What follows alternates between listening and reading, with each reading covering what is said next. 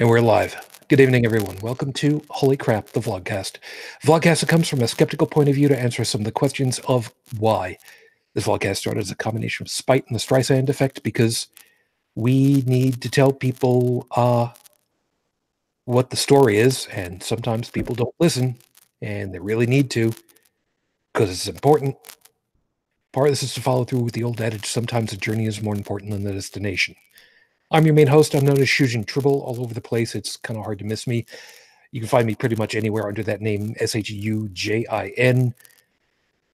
We have a difficult show to get through tonight, and we will explain why in due course for those of you that, for whatever reason, don't already know. Let me go ahead and introduce you to the panel. It is a different lineup slightly, so just bear with me a little bit. Top left-hand corner of North America, as usual, up in the frozen... It is frozen up for you guys at this point. Good to see you, Dalan. Good evening. Frozen, but thawing slowly. It's been dripping all day. I will... You know, considering that the next person up is the medical expert on the crew, yeah, I'm going to try not to read too far into that one. Please don't. Down to the right just a little bit in Midwest U.S. Good evening, Brigid. Good evening. South me into Pittsburgh, PA. Good morning, Joey. Morning. Moving off to the right and continuing on into, oh, wow, shit, people are actually getting paid now suddenly. Underdog Tech, nice to have you back, man. Oh, good morning. And the only people who are getting repaid are the government workers. The contractors are getting shafted, and that amounts to 1 million plus people plus their families not getting paid, which is par for the course if you know the history of Trump. Amongst other things. Often continuing on across the water over into Paris, France. Good morning, Joseph. Good morning. I knew you were there. And for those of you that are watching live, you'll notice that we do have a couple of unusual faces. I will not say new. We've had a couple of them back several times over, and there's reasons for it. From the Naked Mormonism podcast, say good morning to Bryce Blankenagel. Hello. Thank you for having me. Although I think we all agree that we wish we're under better circumstances. Yeah. Agreed. And from Once Upon a Time, more than half of the creative crew of the Atheist on Air podcast once upon a time ago, and maybe once again, maybe in the future. Professor Stevens, good to have you back, man. Thank you. Thank you for having me. For those of you that are wondering why the unusual show setup, we will continue to have a few more people show up in due course. The short answer, for those of you that did not already know about it for whatever reason, last week after we ended our show recording, our longtime co-host, Heretic Woman, unfortunately died in her sleep, highly unexpectedly. We are here because we are going to do our best to memorialize her in the only way that we know how. By sharing grief, by ripping her a new one because she would expect no less, and to let people know how much one person can mean to so many. I'm going to do my damnedest to be professional, because that's what I have always tried to do, as hard as it's been on many an occasion. This one is deeply personal to us all. I did hear, I don't know about the rest of the panel, but I did get to hear the scathing atheist take on her loss. Yes. I applaud Noah for speaking. I have no idea if anybody has been able to contact him and Lucinda or the crew to let them know that they are invited to join us. Considering our late hour, usually it is damn difficult to get any of the Puzzle and the Thunderstorm crew or the Glory Hole folks, because it's late, and I understand that. I've always known it, but we will go on, and we will see how things play out. So let me at least get us started and go from here, because for those of you that don't already know, well, shit. I forgot that I still had the echo turned on from my DJ set, so that's great. Sorry about that. Dalan, don't fix that. I have no intention. Yeah, that's great. So let me go ahead and get everything rolling with... sorry, I just suddenly realized I don't even know if my camera's quite centered up correctly. Whatever the hell. Anyway, if you are watching live, of course, please feel free to take advantage of the chat. I know full well that Felix is there. Stephanie, I'm expecting that you're probably chiming in too. Trippin just showed up. Yeah, see that too. Hi, guys. So I know full well that were she to tell me anything about this opening, she would have probably straight up said, "What the hell are you doing wasting time on me?" But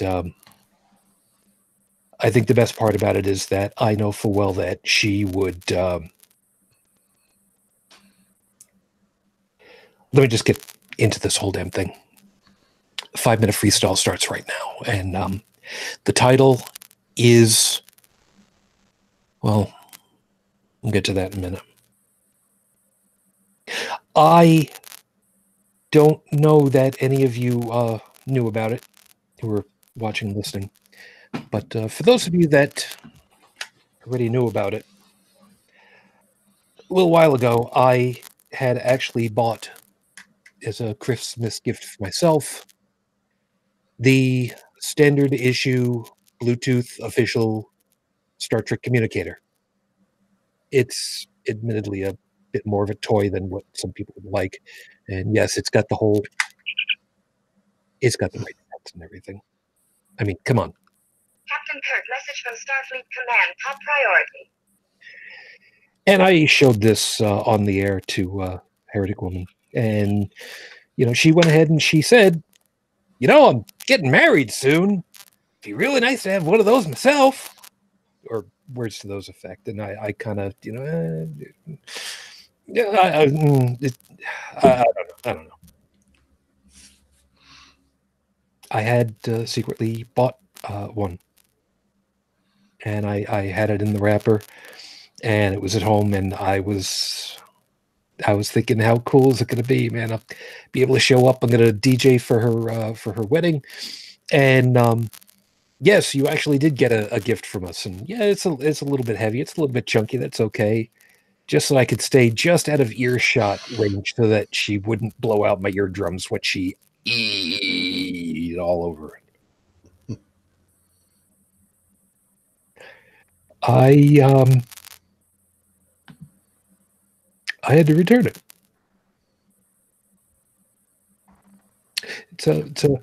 It's a half-hour drive from where I live, out in the boonies here in south of Buffalo in ski country, in order to get to the big mall where I bought it. I had to make a special trip to buy it. I had to make a special trip to return it. I didn't want to.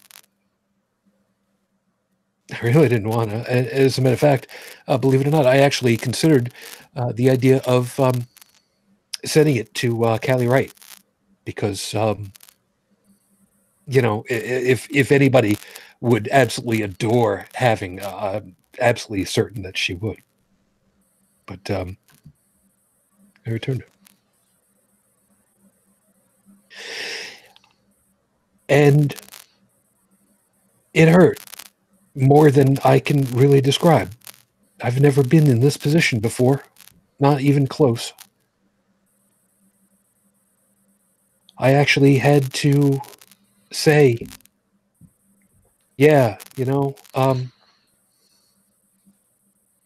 I bought this for a gift for somebody, for a wedding. And They're not getting married. And I had to realize that in this day and age, it would be so much easier to expect that it was just a matter that the wedding is off because people just were not going to get together because what's the latest number? 50% of marriages. Yeah,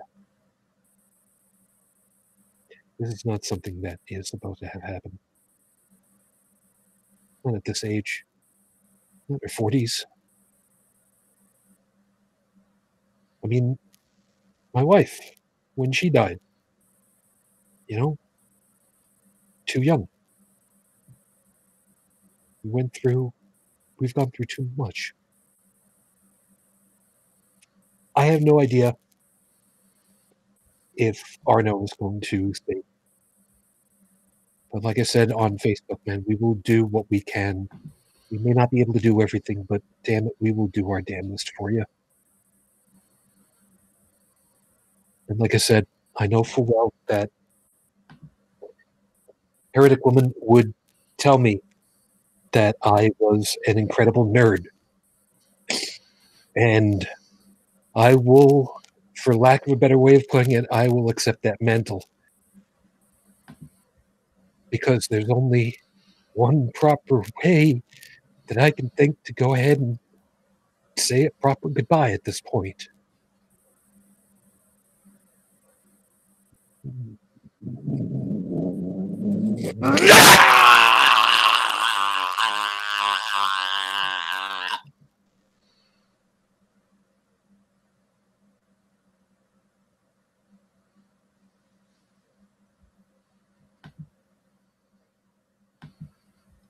I don't know how many would actually understand, and I don't care.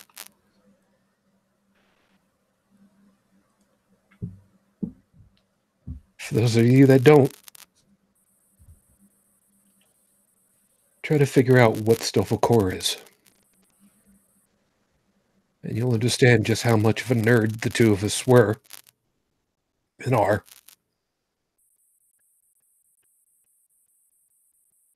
There's a warrior that's just crossed over that border. I have no idea if she exists in any way, shape, or form. Nothing says that she does. But I guarantee you, if she still does, there's hell to pay out there.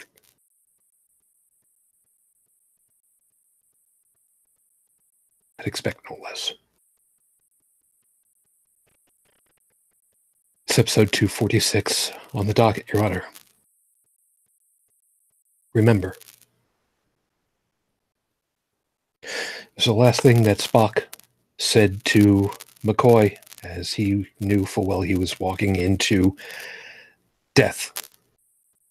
Star Trek II, Wrath of Khan. Why am I making all these Star Trek references? Because she loved Star Trek, man. Maybe in some ways more than me. Maybe not quite as much, but still. She had a great license plate with the Enterprise logo and everything on it. She had bumper stickers. She had her stuff. She would have had her own communicator. But that's what it's all about tonight, isn't it? That we just remember. Because when all is said and done, that's what we've got.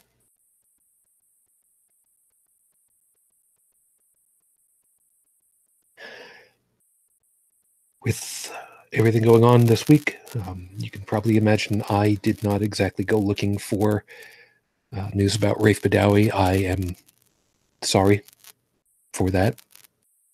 But I know for well I did not get anything that popped up on my news feed in any way. And if he was released, I'd know about it at this point. So as of the recording of tonight's show, it is now 6 years, 7 months, 13 days since Rafe Badawi was unjustly incarcerated for thought crimes. Our thoughts and our hopes are still with you and your family. We're still waiting.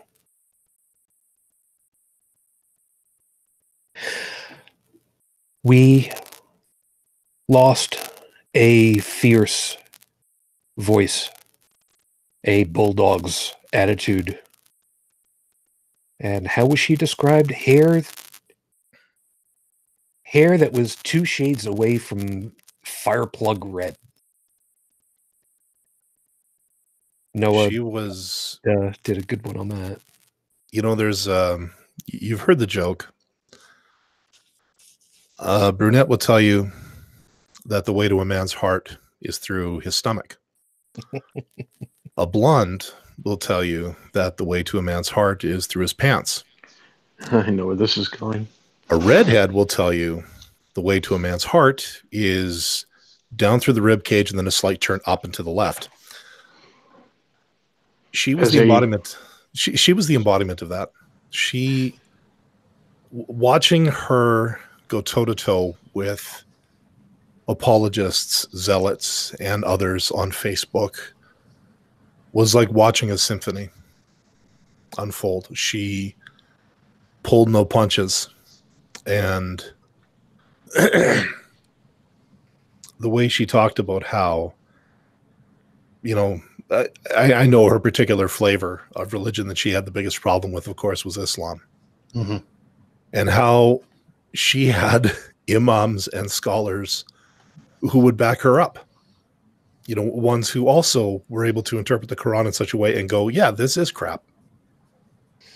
And then to back them up, to back these people into a corner where they would say, well, we don't listen to those scholars, which right there that's mental gymnastics at its finest. She could boil it down to that. And it was beautiful to watch. True that. And Bryce and Stephen, of course, you know full well that, you know, you are arguably part of the family tonight. So, you know, at any point, feel free to drop in. Tech, you were agreeing. You knew as well as the rest of us, man. How many times she had to deal with people who were, yeah, you can just be part of my harem or whatever the choice term is. Do you remember those? Yeah. Yeah, she had a lot of the people, and I use that term nicely, who decided that the best course of action, instead of arguing logically and coherently, was to let her know her biblical value to them. Which, of course, when you have a red-headed firecracker, that's not going to go over very well. And it's also not going to be tolerated very well. Yeah. And putting those people, again, I use that term loosely, in their place is being very kind, considering what she did. Well, she never took shit off of anyone. Nope. But she never mistreated anyone either. She was always kind. Yeah. And that's an amazing 2 things for one person to be. Yeah. If you want to have some kind of an idea as to how smart-minded Heretic Woman was, all you need to do is to look back on some of the shows where she shared her screen with us so that we could see whatever it was that she was looking at. And I would end up counting all the tabs that she had open still on her browser. Yeah, she must have had like 128 gigs of RAM to open that many Chrome tabs. I don't know. I remember that I think the highest number I was able to count was 32 at one point. And then she'd go ahead and say, well, that's with that browser. Maron, you know. And don't forget, she was running custom overlay software too. Yeah. Yeah. When you can make Shujin speak Italian, you know you've done something right. Joseph, you were trying to say something in there? No, I said only it's 32 tabs only on that window. Yeah. Exactly. And it was amazing. I think the best part was she was not afraid to show her pussy on the air. Okay. I want to say that I think we at this show have a little bit of credit for part of her being able to show something. Do you remember the first episode that she was on here with us? And she was done up in a disguise. I think it was black wig, a mask, and a couple of other things, because she was so worried that because of her activism, because of everything, that she needed that extra level of anonymity. And I think it lasted one show. And afterwards, I think the next time she came on, all that was gone. Now I'm going to have to go back and look through the old shows because I don't remember if I was part of that show or not. Yeah, I don't remember the mask. I couldn't tell you the episode number, but like I said, it was the first time she came on the show, and she was all completely dolled up. I don't know if she ever did that on Beyond the Trailer Park. I don't think so, but at the same time, I couldn't really tell you. Yeah. Oh, as an aside, by the way, Beth from Beyond the Trailer Park, her co-host over there, will not be able to join us tonight. She's got an early wake up, so that's not going to have happened. So we're not going to be able to talk with her. I do have Facebook open so that I can keep track of any messages that might come my way, because like I said, I tried to put the word out to a lot of folks.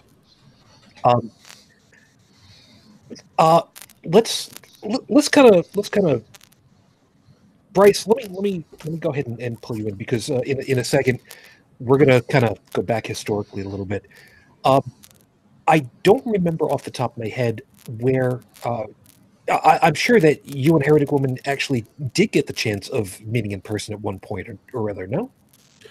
Yeah, first time I met her was at ReasonCon 2015, because I didn't make it to the first ReasonCon.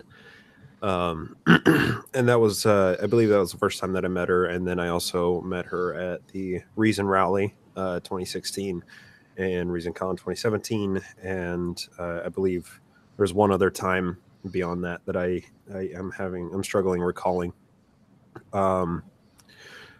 But our friendship, my friendship with Deb was a product of this culture, of our more recent culture, right? So prior to the internet and to social media, it was nigh impossible to meet somebody that you live, 2,000 miles away from and become friends with them. And social media has been a way, and the internet has provided a way of bridging those connections and making those connections where otherwise you wouldn't have been able to make them, and to become friends with a group of people who otherwise you never would have known existed. And that was Deb's and my friendship, was where we otherwise never would have known that the other existed, but we spent time, I think pretty much everybody here kind of got their start on Atheists on Air. I mean, there's that core group of people who came out of Atheists on Air, the original, Professor Steven and Cash, AOA, and a grassroots movement started from that. And, dozens of podcasts and vlogcasts and similar media have spun off from that core group of individuals that started there. And that's where I met Heretic Woman. That's where I met her before I, knew the face behind the moniker. And, we've stayed in pretty constant contact since then. She had me on one of the earliest episodes of her show. She's been on all of my shows many times.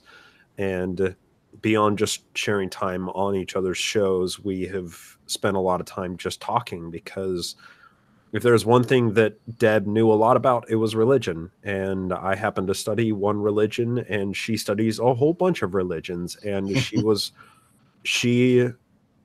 every time we interacted, she never ceased to stun me with her level of knowledge. And coupled with her level of knowledge was a brazen intellect that was able to slice through dogma and bullshit and get to the fundamental points that create dogma. And that's where I feel like she and I connected, was on Facebook Messenger.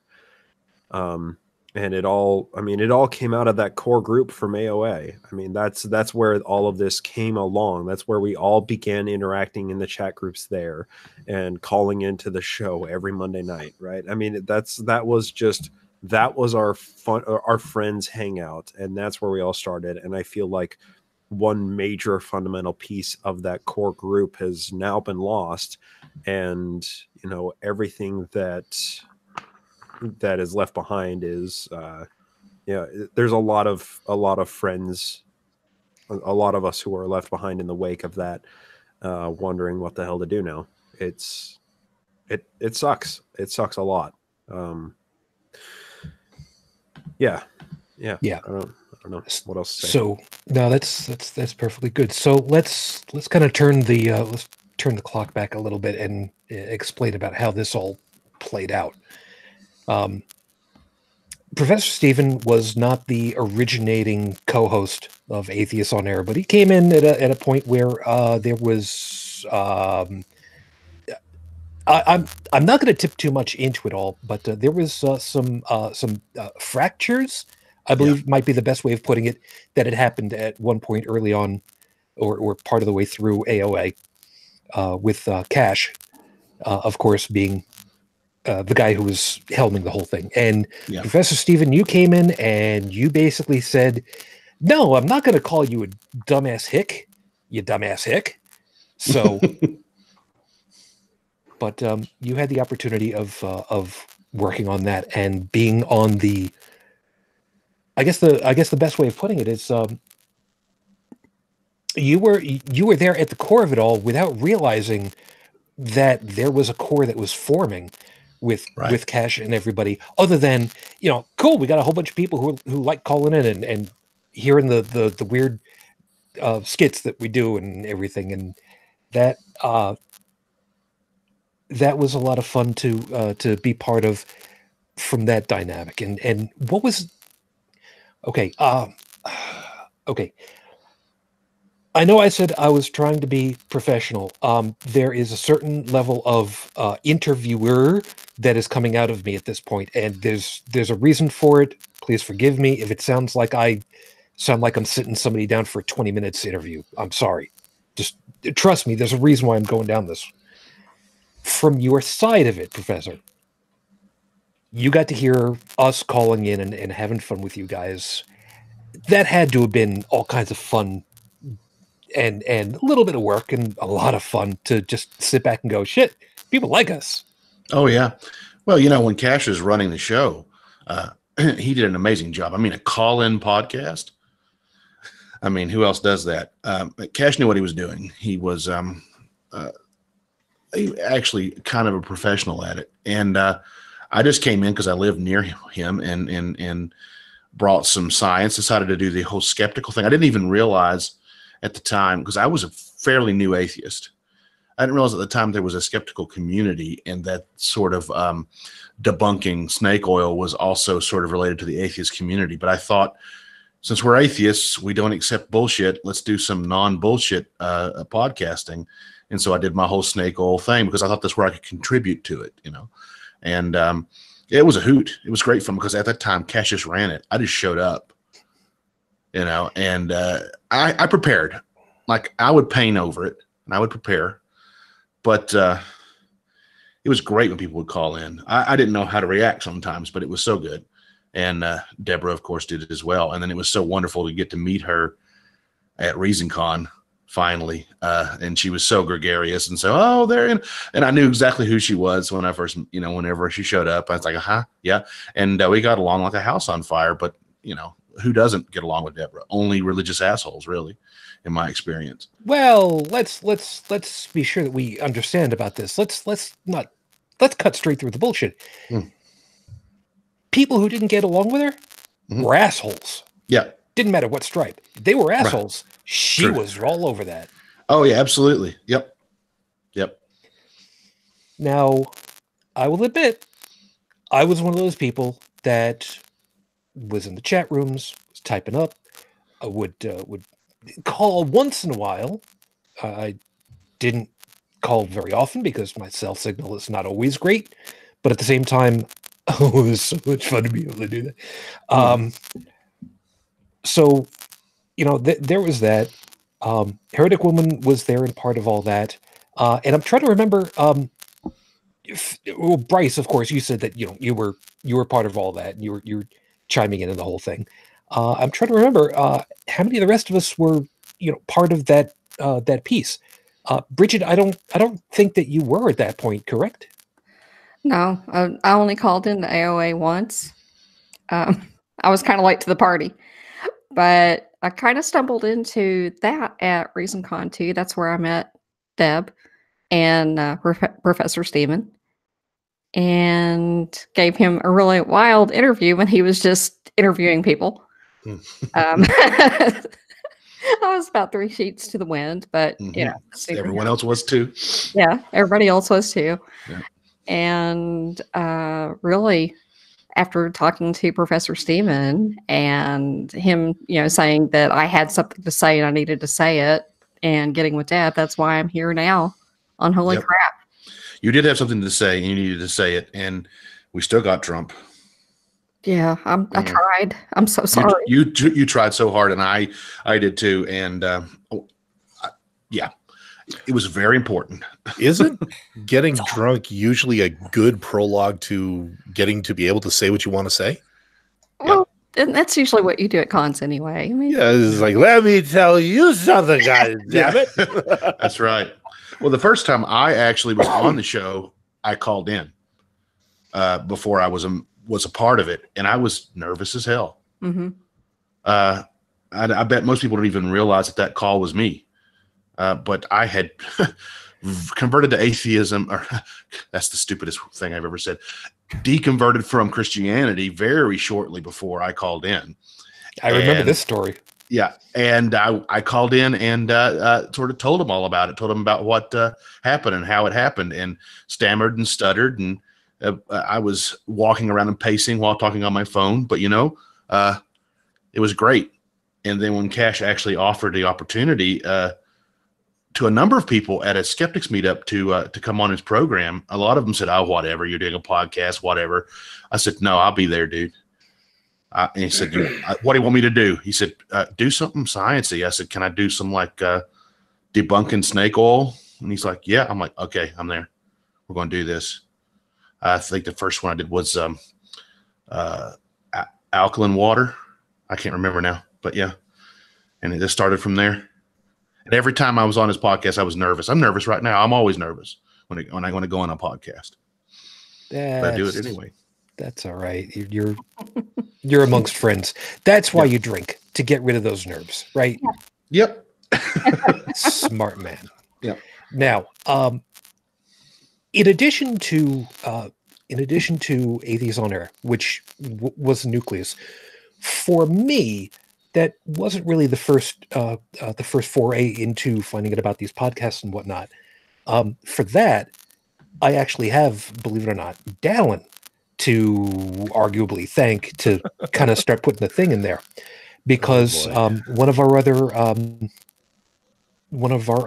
unfortunately gone co-hosts from Friday night, you and Jinya, basically told me, you need to listen to this guy. Yes.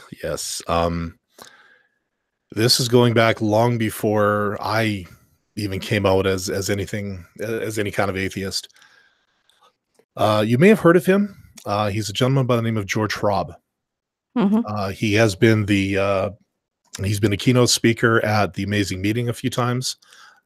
He's also been to Nexus, excuse me, or as he would call it, Nyetyasa, for some crazy reason. He was really the first skeptic I ever started listening to. And one day, the person Shujin's talking about is a friend of ours named Jinya, also known as Nikki. She was heavy into the free thought blogs and eventually the Orbit. She was a member of that as well. She had asked, she was putting out on a forum, does anyone listen to any skeptical podcasts? And the first one I thought of was the Geologic podcast, as it's called. It's been running. I think he's past episode 500 now.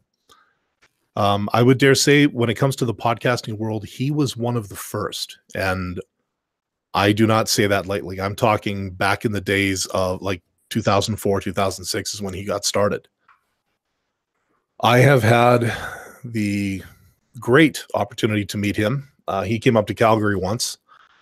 I got to shake his hand. I got pictures taken with him. I even told a really lame joke to him, and he laughed. I think he was placating me, but hopefully I'm wrong. But no, he was really the first. One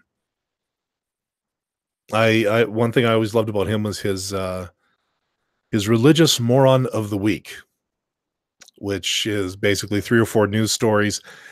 Let's call it a very condensed version of the scathing atheist and cognitive dissonance, but without the dick jokes and the manic yelling. That's what the best way I could describe it. Good show, though. Found it. Found it? Yes, I did. What did you do, Ray? No, it's what did you do, Ray? It's a great picture. Yeah, in my defense, when he took that picture, he's like, hey, let's switch glasses. And yeah, he looked at my prescription and went, holy shit. And I went to look at his, and I said pretty much the same thing. It was like, I can't see shit. But, worth it. And for what it's worth, for those of you that were able to see the title bar on that, that was April 30, 2013. Yeah, 5 years ago. Actually, that same venue, I've got to meet a few other good people. Actually, that very night, I also got to meet Nathan Phelps. He was there. Oh, nice. Yeah. One of George's things was he has a song called the Twitter Song. He's a musician, by the way. He's a drummer for a band called the Philadelphia Funk Authority. They're like a improv funk band. They do a lot of covers. Let's see. They do weddings. They do. I don't know if he's done a bar mitzvah yet. It wouldn't surprise me, but at the same time, you know. No, he wanted to do the Twitter song, but of course he had to play guitar. And so someone needed to work the iPad and call out the tweets that he was showing, which were just his own. He's a master of play on words. So he's looking for a volunteer. And of course, everybody shoots their hand up. He ignores everybody and calls up Nathan fucking Phelps. And yes, that's an homage to the guest that just joined. So there's Nathan up there. There's George playing his guitar, and there's Nathan reading off these tweets and trying as hard as he can not to laugh his ass off, because George is a witty guy. But yeah, I'd say for myself, for Shujin, for Jinya, and I'd say for if this show was the eventual bonfire, I'd say that show was the spark. Yeah, as Dalan was just saying, we're being joined at this point by shall I introduce you yourself, or should I just say, mystery guest, would you sign in, please? Except that you have no microphone, you have no sound, you dumbass motherfucker.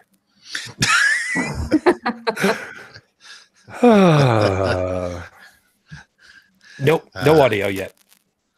That's all on your. Well, since he's obviously going to let me introduce him, ladies and gentlemen, one of the folks who it was truly my honor to get to meet down there in Hickory once upon a time ago, otherwise known as properly addressed as, and please tell me you've got a business card somewhere that actually lists you as Dave motherfucking Foda,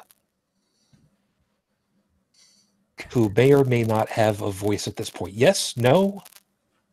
I have no audio for you, man. He seems to be dancing in a strobe light right now.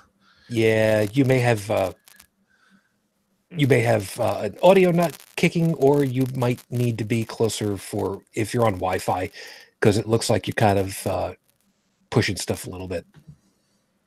Anyway, if you're actually able to hear me, which I think that you can, up the top of your screen, you should have an option for changing your bandwidth. Maybe drop that down one tick to kind of help that along. While you're trying to figure that out, so I got to listen to George, and eventually I kind of heard about AOA and got to listen to that, and that was a lot of fun to be, part of that collection. Because, I mean, who doesn't like, being part of a group? I mean, we're social animals after all. So then Cash needed to take some time off every once in a while. That kind of cut into his schedule. And there was a point where he was going to be gone for a month, I think, for whatever the reason was. And there are a lot of things that ended up happening behind the scenes, personal things, and we will not in any way, shape, or form talk about them because we're personal reasons. So absolutely. Yeah. Wow, Dave, if that was you, that was loud. Anyway, so Heretic Woman said, look, I want to kind of put something together for folks. So would you mind if we kind of co-opt the name a little bit? And instead of, and kind of take a piece of one of the skits that you guys would do, because it was, oh God, what was the name of the trailer park? Oh, that would be Catfish Creek. The Catfish Creek Trailer Park. That was it. Yep. So a lot of good memories of Catfish Creek Trailer Park. Oh hell yeah! Oh my god! Oh god! What was this? It ain't bad. It's good. Catfish Creek Trailer Park's good. Okay, I'm seriously blanking on what he called himself back. What was it? Was Pastor Roy. Pastor Roy. Thank you. That's Roy in 2 syllables. Roy. Roy. Yeah. Roy. Oh man. That was like I lived for that moment when he got going with that on the show. Yeah, it was really funny. Oh yes. Nico Foda is here. Yes. Well, we're trying to figure out. Audio is not coming through as yet. Dave, hold on a second. Let me just double check. I'm sorry, folks. Trying to figure out what's going on with the audio is not being really fun at the moment, and I do not have you muted out currently, Dave. So I'm not quite sure what's going on for you. I'm also not getting any. I'm not getting any audio pips, so nothing is feeding through to us from your side as yet. Well, I've also hold it. I heard noise. Yeah. I saw some audio pips too. Yeah, whatever you just did, you got some audio cut through there for a couple of seconds. So whatever you futzed with. Yes, I hear you. There we go. Okay, but I can't hear you. Well, fuck. God, it's always so one-sided, damn it. All right, so somebody start typing out everything we say into the group chat for Dave. That's just great. Okay. How about this? Okay, Dave, hang on. Can you hear me? Yes, I do. Okay, I can hear you too. Is there any feedback at all? Nope, you're good. Okay, then let's go with this while it works. Okay. So, since I'm going back through the start of it all, like I said, Heretic Woman kind of got the idea of kind of filling in the gaps while Atheist on Air was missing for a bit, and used the idea of Beyond the Trailer Park as an homage to it all. And she got the, as I recall, she got in touch with Cash and basically said, "Can we use the name?" And he's like, "Whatever, go ahead." That was actually me that did that. Ooh, well, Yeah. here's a piece of lore I didn't know about. Yeah, Dave, well, motherfucking Foda, do it. Yeah, there was a whole lot of backstory there, but yeah, Cash and I had talked several times, and Oh, as an aside, by the way, just since I don't think that you were hearing, as far as the personal stuff that was happening with AOA, as far as to why it was there, why it wasn't there, and whatnot, not even. No. Just want to make sure that. Just wanted to make sure you're on board. Well, Cash had finally decided that he wanted to devote some time to his small business, and I completely understand that. Plus, he was going to be moving way away from pretty much everything. Mm-hmm. And so when he and I talked, I just said, well, would you mind if somebody carried the name on? He says, no, have at it. And so that's when Deborah and I started talking seriously about letting her get this thing up and running. But yeah, that was originally me that had asked Cash that. I did not realize that part. Yeah. Okay. Now there's a couple of pieces about this that I want to make sure that folks understand about, because it wasn't just Beyond the Trailer Park that got this thing rolling. There was also another couple of splitter groups that kind of came off of this. Barroom Atheist with Bill and Susie Robbins. Yep. Mm-hmm. There was Bobby and Ms. Ashley, who got started with No religion required. No religion required. That's right. In fact, Bobby Carey was part of the whole Catfish Creek Trailer Park shtick from the beginning. Yep. He was one of the inspirations for that. Yep. Sorry. Just having talked to Bobby and just thinking, okay, Bobby, and then we got Pastor Roy. It's like suddenly it all makes sense. Yep. I miss Pastor Roy. Pastor Roy. Remember, it's two syllables on that roll. And his Kia Rio Cinco. Yep. So we don't bathe in the holy water? No, we don't. So look at this here. Atheists on Air. Branching off from that, our show, Bobby's show, Bill's show, and Beyond the Trailer Park. So there's 4 right there. Now, Bryce, can we properly say that you're also an offshoot from AOA with the whole thing, with the way that it played out? Oh, absolutely. Yeah. That was when I first started listening to podcasts. AOA was starting to, I don't even remember what episode was going on. I think I started listening soon after Cash and Love went on to Scathing Atheist, which was just, that was the very early on before Professor Stephen got in there. Mm-hmm. And, that was my foray into atheist podcasts. And, my show, I started my shows and started content creation, a year and a half after all of that, after I started listening to all these podcasts. So yes, absolutely. That served to be part of my inspiration. So the reason why I kind of wanted to go down through all of this, the history of why we all ended up where we have been at this point, is to kind of show that, yeah, even though I have constantly said, were it not for Cash, so much of this would not have happened. There is a lot of interrelation that ended up happening. And let's face it, Heretic Woman's personality was of somebody that you knew full well, real quick, which side of the fence you were on with her and where you needed to be. Mm-hmm. Dave, you knew early on how her personality was going. That had to have been just an opportunity for you to just kind of kick back and go,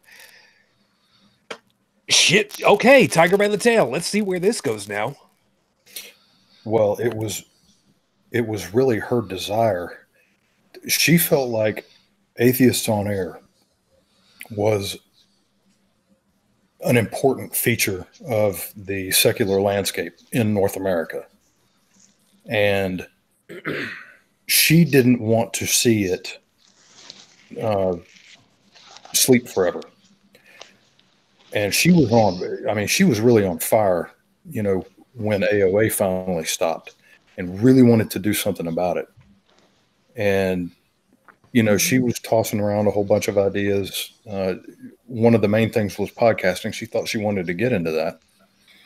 And when we were talking about carrying on the AOA name, she said, well, you know, can you help me with this? And I said, this is your thing. Okay. I helped her out with the very beginnings of it, but, you know, I stepped back because this needed to be her. It needed to be something that she made, it needed to be something that she popularized, and it needed to be something that she gave her voice to. And she did just that. Within just the first couple of episodes, I can remember her telling me one time that she noticed her download ticker was slowly climbing up, you know, within the first few episodes, that people were really listening and people were really enjoying it. Yeah, well, she partnered up with one of my favorite people that would call in, Dune. Yes. Yep. I always enjoyed Dune's calls. She definitely does her research. Absolutely. I think she drives me nuts sometimes. I think I was already on this show, but I distinctly remember there was a point in time where I was watching Beyond the Trailer Park, and I was still engaging in the text-based chat system they had for it. And it was Dune, it was Heretic Woman, and I think, Foda, you were on there too. And it was where they were reviewing the chat log of the online faith healer, about healing one arm, suddenly it's too long and all that stuff. And I was making jokes. I was making joke commentary left along. It was like, oh, sparkling. Oh, keep rubbing faster. Don't stop. You know, things like that. And she and Bet and Dune and you were all dying your asses off. And I'm going, you know what? I may not be the smartest guy in the world, but I can make people laugh. And we can still go back and reflect on the things that we heard and not miss out on it. So I can bring humor to some things. And that episode made me realize I still want to do this stuff. For all the holy crap viewers and listeners, that episode in particular was probably the funniest episode that BTT ever did. It's episode 21 in the catalog. You actually know that just off the top of your head? Yes, I do. Whether it's that memorable, you got to check it out.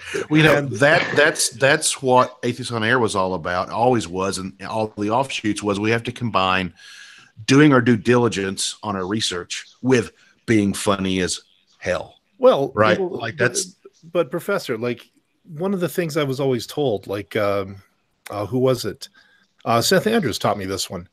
The best way to combat abject stupidity is with mockery. Yeah. You know, so yeah, we can be due diligent, but we also should cut these guys down a lot. Oh, absolutely. And besides it, the humor has another use. I have taught a few classes, and people don't pay attention if it's boring. Right. And humor is not boring. Humor is not boring. It's funny. No. So if you can make it, if you can make it into humor, you can reach people with it. And that's the thing. Because of the three of them together having me continue and publicize my little antics and have me get on there and voice some of it, and it encouraged me to keep doing this. I may not have the fountain of wisdoms like Shujin and Professor Stephen and Bryce and Joseph and Dalan and all that, but I know that some of the things that I can bring help in some way, shape, or form for some people. And Heretic Woman is part of the reason why I'm still doing this. Mm-hmm. Yeah, there's a let me kind of backtrack a little bit as far as to why HCTV got started, because there's a I don't believe in mythology, but I don't have a problem with using a particular myth in order to explain my outview of how society is. For those of you that might remember it, and I don't remember what the Greek names were, there is the legend of the Fates, otherwise known as the three crones. One who would weave the strands of life, the second who would, the first who would create the skeins of life, the second who would weave the skeins into a tapestry, and the last who, at the end of that life, cuts the skein. To me, I have tried for many years to remind myself that for me, this is how lives are. We start, we interweave with each other, we support each other, and each skein has no way of seeing the tapestry from inside of it. But if there was a way of looking back on it all, we would be able to start to see that we all weave together, we support one another, we intermingle, we share our color with each other in order to form something that is truly grand and beautiful until we are no longer part of that. And this is the reason why I'm kind of telling you this. HCTV started because Joey, Dalan, and I, Friday nights, we've told you guys on many at a time, and Joey, you know full well, probably almost better than the rest of us, we had many a night where we would end up talking about stuff that was in the news that was, I believe the correct term would be unfunny. Yeah. To say the least. I remember quite specifically the particular item that we were discussing that I had looked up and thought, oh, wow, this sounds funny. Oh, and we all thought it sounded funny until it wasn't. Yeah. But there were nights too, like my contribution at the time was the WTF newscast, where I would go looking for news about stupid people. And let's face it, it's out there. Yeah, you know? there's no lack of that. Look at any Florida newspaper. I rest my case, Your Honor. But there were nights where I would bring up stories that were not so much funny, but more rant-worthy. Oh, and we did. Yeah. And that was the problem, wasn't it, Joe? Yeah. We went off, didn't we? We broke we broke the 3 rules of DJing. We there were some folks who were not quite happy with the entire system. Yep. So and I think, Shujin, you invited me to the show because on Wednesday nights when you would do trivia, I was always the first to guess Ron Jeremy. Was it ever correct? No, it's never Ron Jeremy. No, that was the whole point. There was a standing rule that the answer was never going to be Ron Jeremy or 42, or there were a couple of other items, but I have not done the trivia thing in quite a while. So anyway. Oh, and by the way, gnip gnop. You're welcome.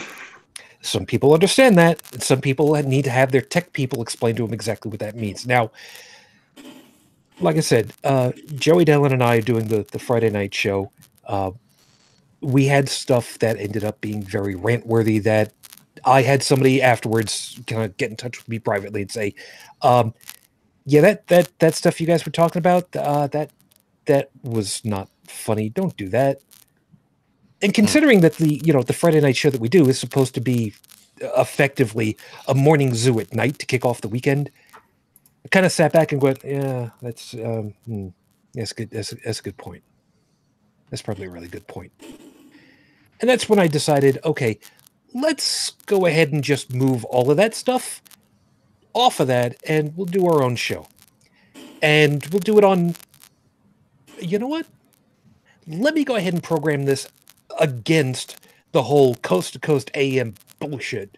So let's do it Saturday night, Sunday morning at 12:05 my time, because normally broadcast radio, if you pay attention to the timing, top of the hour, they go ahead, they introduce themselves. Here's the FCC ID. Cool. Here's the news from the network. 5 minutes of news. Boom. Then they're on. That's why we are scheduled the way that we are at 5 after the hour. So I decided, okay, we'll do an hour show. can't be that hard to fill an hour. And it wasn't. And the problem was we started to end up very quickly into an hour 20, an hour and 30. Oh, well, our show would run 4 hours sometimes. Yep. So, we. But my intention was to do just an hour. And then it was, okay, you know what? We're doing an hour and a half. All right, fine. We'll schedule an hour and a half. And then it was just like, you know what? Shit. We're just getting our stride and we need to finish off with something. Fine. 2 hours. We try. I actually try to keep the separator blade is still very dull. Yeah, it's true enough. But I do actually try. So we started that up, and we had Witchy Bunny, who is doing well enough for herself, not with the show, which is fine. We had a mutual friend from the furry circles. I forgot the hell off the top of my head. But we kind of got started with the whole damn thing, and it got rolling. Unredo Tech and I, however, we knew each other from the tech support podcast. The tech support web pages. Yeah, techcomedy.com, also known as TSC. Yeah, and all hail the bovine, canine bovine.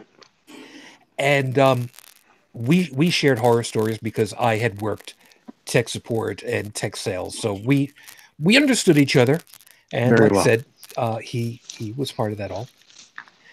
But we got started with HCTV, and I kind of tried to make it worthwhile, and it was very rough, I will admit, and I was doing it off of my own personal YouTube channel. And we got to about the first year. And I was really loving what Cash was doing with AOA, and I basically said, I asked his advice. What do you think I should really do with this? Because I'm not sure if I should really just keep going on with this. And Cash did the most Cash thing that I can actually tell you. He reamed my ass out. He talked with me because we actually spoke person to person. It wasn't text typing or anything. We were actually on voice together because I wanted to get his advice because I respected the shit out of him. And we talked, and I will tell you that what he told me was almost verbatim what he ended up putting up on SoundCloud for Dear Atheist Podcaster. It was almost word for word what he told me. And the most important part of it all that he told me was this, and I am paraphrasing. If you did your show and you invested, let's say, $200, $300, $400, whatever it's going to be, for a year, 2, maybe 3. And you knew full well you were not going to make that money back. But you knew that you were going to help one person get out from underneath it all, to help them move on, to help them actually become better. Knowing full well that you were never going to get that money back, would you continue to do it? Yeah. Well, brother, what the fuck is stopping you? And that was the night that I actually said, okay. That's when I went ahead and I actually registered holycrapthevlogcast.com and started getting things lined up. Started actually setting up this channel as its own separate piece. And from that, got Witchy, got Joey and Dalan, and eventually got Unrenewed Tech, because I knew full well that, I recognized these guys. I respected these guys. And Heretic Woman wanted in because she was chiming in, and I was like, you know what, come on, and we'll see how things go. And there's no question. There was no question. There's no question of it all. Yeah. And this is where the framework, this tapestry thing starts to happen, because I knew Joey and Dalan from something else, and it kind of got things rolling. I knew Tech from something else, so I got him to come and join because he had a perspective that I wanted. And because of Heretic Woman, Joseph, you ended up getting pulled in from her, as I recall. Correct? Yeah, she was my podcast mommy. Oh boy. It all started on Cash's show. And she sent me your way, Shujin. Yep. Yep. And that was going to be the other thing. And she told Brigid to, kind of check us out, see how things are going. And then you went ahead and said, basically, I want in. Who? Brigid. That's Brigid, when you that's when you basically got in touch with me and said, I want in. And do you remember what was the most important thing that I told you before you were allowed on? Most important thing was to make sure that I protected myself. And what was it that I told you would happen if you couldn't promise me that? That you would hunt me down yourself and kick my ass. And I don't remember if that was going to be before or after I kicked you off the show, but yeah, close enough. Something like that. See, I'm wondering if she's got that written on like a recipe card somewhere close to the computer. I'm sure I've got it in her contract somewhere. But Joseph. Wait, there's a contract? Joseph, I didn't sign anything. You were pulled in to this whole thing because she kind of pulled you into the whole thing. Why the hell would you agree to let her just drag your ass into this whole thing? Oh, it's a long story. Make it short. I was kind of going through a difficult time, so I owe her a lot for bringing me out of that. She thought I had something to say, but just through our discussions. She kind of dragged me kicking and screaming onto your podcast. And if you go back and look at the first episodes, I'm like totally deer in the headlights. Anytime anybody would talk to me. Who isn't? Yeah. Yeah. Yeah, well, it was quite an experience for me because I'm more or less a background guy, tech support and stuff like that. So, well, at least in recent years. So yeah, it was. She helped me through a lot of things. She was there for me even when. She on a couple of occasions, meaning it's not a big thing, but she sent me a box full of Swiss chalet dipping sauce and craft dinner on 2 occasions because that kind of thing you just can't find here. So it's just little things like that, but I mean, it meant the world to me because, and I still keep. I was listening, just a couple days ago.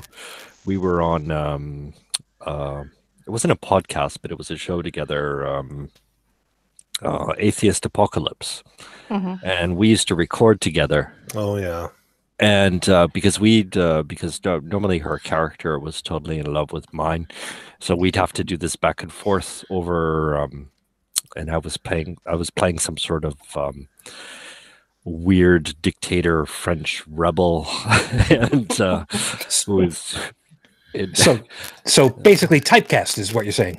Yeah. But I've still got the recordings. Even though I had my differences with the show, as everybody did in the show, I kept these recordings preciously because we just had such a great time. Yeah. Sounds to me like she did an awful lot. Not just these stories, but other stories I've read about her on Facebook. Sounds to me like she does a lot of helping people, a lot of getting people together. Well, she brings out the best. It's really, she said, okay, you have something to say, forget the rest. You have something to say, so capitalize on that, and the rest will come along, Yeah. And it's exactly what she did. And I think she does that for everyone. Yeah. Well, she's the reason why I even know Dave Foda. She introduced us, and I'll never forget it. It was at a ReasonCon 2. And she and I went to Dave's room to go hang out for a while, and we were This is up when I was until still drinking. yeah, we were up Yeah. until probably 5 or 6 in the morning talking. Just she and I were talking about hockey and Rush and Tchaikovsky and metal music and all this other stuff. And Wow. Dave killed me because he ended up putting a post on Facebook that said, I have 2 hot chicks in my room who were talking Tchaikovsky, hockey, and what was it, Rush or something like that. And I'm back in the corner on Facebook. What's wrong with me? I'm just trying to think that is a very broad spectrum of topics. I I'm know, impressed. right? Well, I'm very impressed. And it If went she- on for hours. If she could do anything, she could talk. Oh yeah. That's a fact. Yeah, and let's face it. Don't forget too. If memory serves, wasn't that where you got one of the most unusual Rush shirts ever? No, that was ReasonCon 3. 3. Okay. Yeah. See, I lose track of these things. Yeah, 'cause I but wasn't 2 there. is where I met her and Stacy and Professor Steven and had come up there because Miss Ashley is like, get your ass up here. We don't care how. I'll give you gas money, but you're coming. So Yeah, and then it was ReasonCon 3 yeah, that where that met I you. drove down there. Oh my God, don't get me wrong. I love you guys, and I don't use the L word lightly. I have a problem with that word for reasons. But I ain't driving 12 hours again in one clip. Nah, Yeah, that was rough. it was. I'm sorry. There are no Tim Hortons down that way. I have no way of getting go-go juice injections the right way. Okay, just for me to get home, like to get to my hometown, it's a 12-hour drive, and I used to do it 3 or 4 times a year. It's rough though. Yeah, but It after is. the exchange, it's like 9 hours. Who cares at that point? It doesn't really much matter. Shut up, leave me alone. But were it not for her, I don't think that I would have gone down there for 3, and I absolutely definitely would. No, wait a minute. It was because of her that not only did I meet Brigid and Stephen, if I remember right, I don't remember if I met you directly through, but I know for well that I would not have gone out for dinner with you, Dave, were it not for her and these guys. And I had I'm proud that I had the opportunity of meeting you that way. Yeah. Well, I was glad for that dinner too. The funny thing about that one was that I didn't actually attend the conference that year. I was on my way back from Western North Carolina, and I had to pass through Hickory to get home. And I knew that the conference was going on. So I said, you know what? I'm going to stop for dinner. Yeah. And just, see a bunch of these people. So that was the whole reason for that happening. So it was us, it was Dave, and it was Magnum. Mm-hmm. Yes, that was before somebody pulled out in front of Magnum. Oh. Yeah. For those of you that don't know, Magnum was his dick. It is no longer with us any longer. It was a very sad day. Yes. It shortened from about 10 feet long to a little bit shorter than that, and I'm truly sorry for that. I had the honor of riding a Magnum once. ReasonCon Yes. 2. Yeah. Yes. Not saying a word. The night. No, she didn't say riding Magnum. She said riding in. Don't stop. Keep going. I will be on. Okay, I will be dead honest. This took, I'm almost there. oh God. Okay, just for the record, folks, this is not water. This is in fact alcohol, and My I'm fingers grateful are for it tingling. now. Sorry, Dave. I don't care. No. Let's continue on. Just relax and breathe. It'll fit. And for those of you that might think that we're being disrespectful, oh, fuck no. Oh, hell She'd no. be laughing her ass off right now. Mm-hmm. Yep. I was doing an on-site trip for work in Hamilton, Ontario last year. Was it last year? Yeah. Doesn't matter. Whenever. And of course, I let everybody know on Facebook that, hey, I'm, Hamilton, I am in you, Well, Heretic Woman caught wind of it and said, hey, hit me up when you get there. So we started talking over instant messaging, and Kitchener's not too far away. So after work one day, I told the guy I was working with, I said, look, I got a thing. So I had the chance to just drive out to Kitchener, ran into her, and me and Arnold, we went out to dinner. And that was after having worked with her for for a couple of years on this show, I finally got to meet her face to face. And then later that year, she came out to my place for a weekend to attend a secular conference out here. And through her, I got to meet Ali Rizvi and his wife, Elishba, both of whom are very big activists. And so the day after the conference, Ali and Elishba were staying an extra day, and they were going to go to Banff. Those of you who don't know, very nice tourist spot, very mountainous, lots of good stuff there. And so, so we decided we were going to go out too. I mean, it's expensive as hell, but what the hell, right? So we're driving out there, and it's about 2 hours to get to Banff from Calgary. And to get to Banff, you go through a little town called Canmore. Now, anybody who's a fan of Canadian comedy would know what Canmore signifies. We're just driving in. Heretic Woman realizes that we're in Canmore, and suddenly your phone rings, and it's her mother, who's apparently driving into Kitchener to come and see her. And she says, well, no, I can't come to the door right now because I'm in Canmore. And I heard this over the phone. Like I'm driving, and all of a sudden I hear this, Canmore! But yeah, the big joke, I'm Mike from Canmore. Just look it up. I'll see about adding that to the show notes. Yeah. Just type of thing so I don't forget. Dalan, I have to ask, and for those of you that have been watching my my little profile picture really carefully, know full well I've been holding on to this. So, considering the disparity in the altitudinalness of both of you, did she even make it up to the level of your nipples? I'm wondering. I don't know. I've never seen the two of you together. So, no, she was like 4'11". No. Let's just say I had to for the sake of decency and being a gentleman, I did have to stoop a fair bit to hug her. Yeah. Otherwise, things would have been awkward. Okay, let's just put it that way. Okay.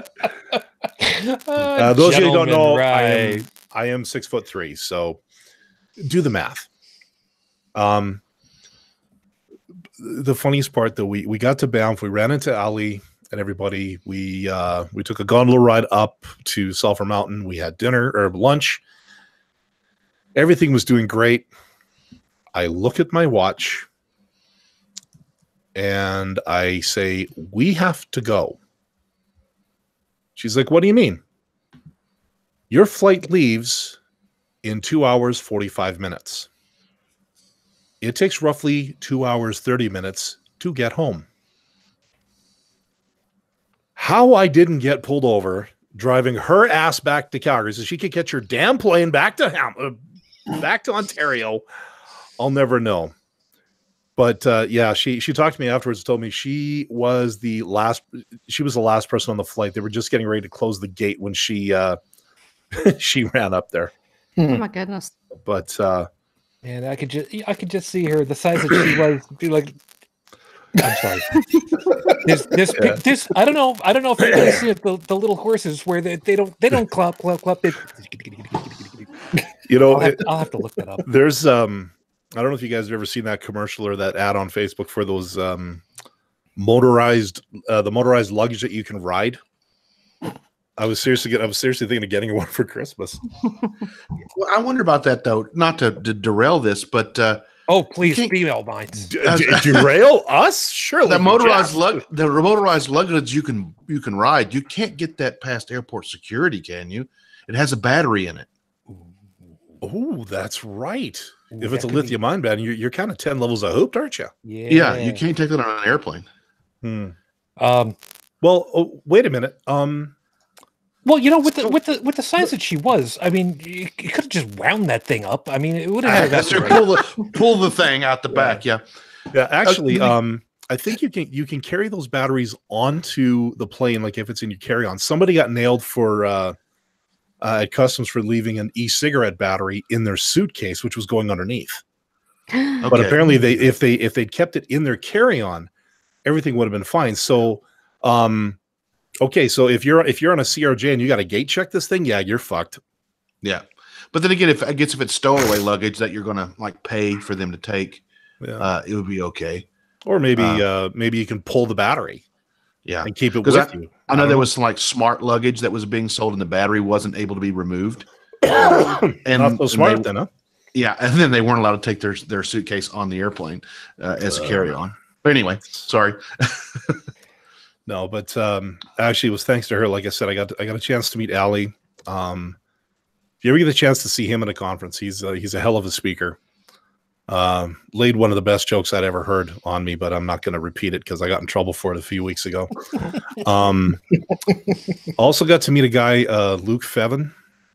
He's a huge advocate here in Alberta for getting government funding out of Catholic schools. That's his passion project, and I'm behind him 110% on this. And to hear him talk, pulls no punches whatsoever. So I had the chance to meet him and a couple other great people. Thanks to Deb. She kind of pulled me along for this. So. And Deb was nothing if not a facilitator of some sort, right? So, I mean, if AOA was the starter fluid, she was gasoline. She kept a lot of the community rolling. Oh, dude, she was gasoline even without it. Who are you kidding? Yeah, no shit. She was, gasoline's almost putting it mildly. I'm thinking like napalm, some other like very flammable substance. You know what? Hold on. Okay. Dave and Bryce, let me just put this at you because I know full well that Brigid would know this better only because, but I think that you guys might be a little bit more entertaining for this one. When you end up putting Heretic Woman and Ms. Ashley and Susie all together in one place at one time, Dave, what do you end up with? You know first. Well, you're not going to get a word in edgewise. True that. True, very true. Yeah. You are definitely going to be the butt of at least 3 jokes. Including your own butt. Because they will do it. And? Yep. And the third thing is, it will never go below 50 decibels. Bryce? Sure. Same question. So I was never make it up, dude. I don't care. We're not going to be fact checking you today. No. I was never fortunate enough to partake in such shenanigans. However, I was lucky enough to see the results of those shenanigans. I can't remember if it was ReasonCon 2 or 3, but I just remember Susie during the lunch. The catered lunch that we had there, almost non-verbal drunk because they had spent so much time drinking and talking the night before. You know, that would be Susie. Yeah, and considering so I only ever saw the results of these, and heard stories, as you can imagine. And if we're gonna go ahead and talk about the stories and such, Brigid, you know as well as any of the rest of us that the legends of those 3 bulldogs going fuck all after somebody who richly deserved it, who was walking around with a post on the street. Oh, that. Yeah, I wish I could have seen something like that.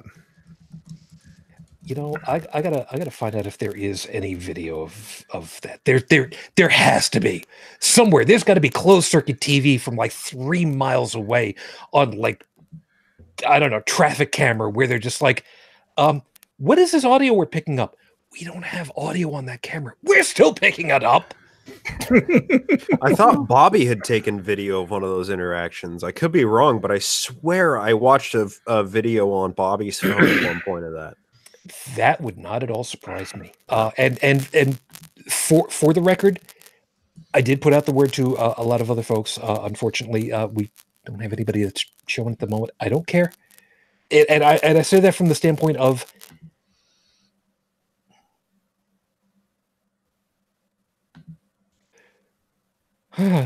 okay.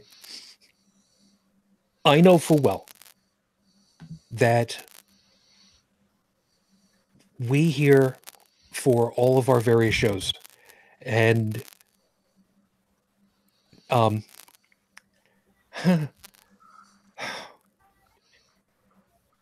sorry, it's a little daunting for me to kind of have the reality suddenly just pop in on me when I'm trying really hard not to, you know,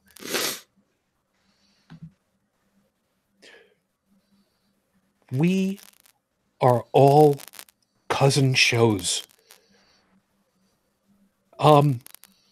With Susie and Ashley and Bobby and Bill and us and Bryce and Professor Steven and Cash, and whether he knows it or not, in some weird fashion, George and Beyond the Trailer Park and Beth and all of these other guys that Flower, Wallflower, because shit, and Heretic Woman was not the focus, was not the center of all of this stuff happening. But my God, was she not a webmaster, pulling threads here and there and leaving her touch on so many different people and projects and starting things and getting people's asses kicked that deserved them and maybe didn't realize that they needed it, and pulling so many things together that I'm going to go ahead and I'm going to say it because we've dropped the F-bomb already a couple of times. It doesn't matter anymore. Fuck. We don't... Artists do not see in their time the effect that their work has. There is no way in hell she could have possibly seen how many threads she actually pulled together. Some that stuck, some that didn't, because some projects worked and some didn't. How many people her work has affected in these in the podcasting and the skeptical communities. There's no way of gauging that. The pebble has no idea where the ripples will go and what it'll affect. And I don't even have any way of really knowing, because there's us. There's our shows. There are the other shows that kind of started from AOA and such and branched out. I have not heard of any shows that have branched off from ours, and that's okay. I'm not saying that because I'm full of myself or anything. Bryce, have you had anybody actually get in touch with you that said, hey, I actually kind of started my own piece because of the stuff that you've been doing for, oh my God, how long has it been that you've been doing? Almost 3 years yourself? I'm in almost 4.5 years right now. I have had people who've I've had people get in touch with me and kind of like what I did with Cash and with what I did with David Michael is like, hey, this is, something that I've I wanted to do here a couple of demos. Give me your thoughts. And I've had a few people do that, but not directly. But I don't think that gauging how many shows have spawned off of ours is any good metric.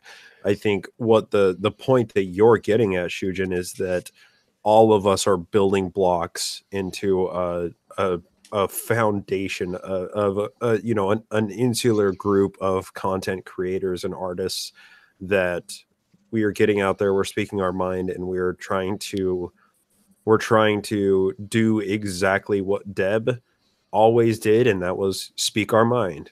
We always say what the hell we're thinking, and that's what really matters. And I think you said it well, Shujin. Like, you don't necessarily know all of the people that you're impacting, and you may not see what impact your work has in your lifetime. And I think that much is very much the case with everybody in this community, that we don't know what the future holds, but we sure can sit back and appreciate what we're a part of as it's happening, as it's taking place, and really take stock of those building blocks, each of those individual people who made all of this possible. It's just important to really take stock of what we have and who we have with us. Yeah, there's a piece, by the way, over in the live chat, which, guys, thank you. Yes, I have been keeping track of it. I haven't spoken specifically because the way things have been working, but there's something that I want to make sure that we kind of deal with as we're getting close to the end. Of which, by the way, I just suddenly realized I have not really been keeping track of the shows for us. The number of shows, but we are at 246 divided by 52.25. We are at 4 years, 4 3/4 years at this point. Shit, I didn't realize that we'd been going that long. Yeah. We all got our started right around the same time. Yeah. It all came out of that core group from AOA. I've moved twice since I've been on this show. Yep. But what I was gonna touch on, because I think it's kind of worthwhile for us to deal with, even with all the grief that we've got to deal with, tripping, and it's not going to seem like it makes sense, but you'll see. And I'm going to kind of come around to Professor Stephen first off to kind of deal with this one. Trippin had said, Nubby Bobby got a few Uber rides on video. Poor Nubby Bobby. Mm-hmm. What I want to deal with is that even though what we do, we know full well that there is a very serious aspect to what we end up doing. There is no way in hell she took it so damn seriously that she couldn't have fun at her own damned expense. And Right. motherfucker, did she not go ahead and give as much as she got with making us laugh at each other and ourselves. Oh, yes. Oh, yes. I mean, life in itself is kind of absurd. There's no reason to take it that seriously. But yet there is. But somehow humor is so strange. Humor is such a bridge between the serious and being able to be comfortable with it. And I think she knew that. She understood it, sort of like on an instinctual level, on how humor can be used to dull the blade, so to speak, and make it easier to accept the hard things. And I don't know of any other way of doing it. I don't know of any other emotion. Dave, the same thing, man. We've had, I mean, let's face it, we have had so much fun referring to you by your full given name that we kind of had morph along to you. And you know full well, it wasn't just one of us. You know full well, she had a hand in crafting that with us to call you. It doesn't surprise me at all. I mean, given the fact that given what Foda means in Portuguese, she just kind of ran with that. She was the one who would always put the Foda kitty on my page when I said something offensive to her. So yeah, I'm aware of kind of how that nickname developed, but no, y'all don't know my full given name. No, and we don't need to, because what we call you is good enough, because gosh darn it, you're worth it. Yeah, you just like the name. Well, one thing I'm sorry, am I that transparent? One thing that I found was kind of humorous was you were posting pictures of your mother. And anyway, you had on there Mama Foda, and it automatically translated to, to motherfucker. Oh, Translated by Bing, and I was like, "Are you kidding me?" Motherfucker! Bing. Congratulations, you got one right. Well done. Yeah. Bing can't do searches, can't do maps to save its life, but god damn it, it gets profanity right. The funniest thing is I work with this woman who's an evangelical, and I had to run over and show her. Oh, okay, Brigid, I have to know. So you say she's an evangelical. Yeah. When you showed her that, did she drop dead of a heart attack or stroke? No, actually, she laughed. I couldn't believe it.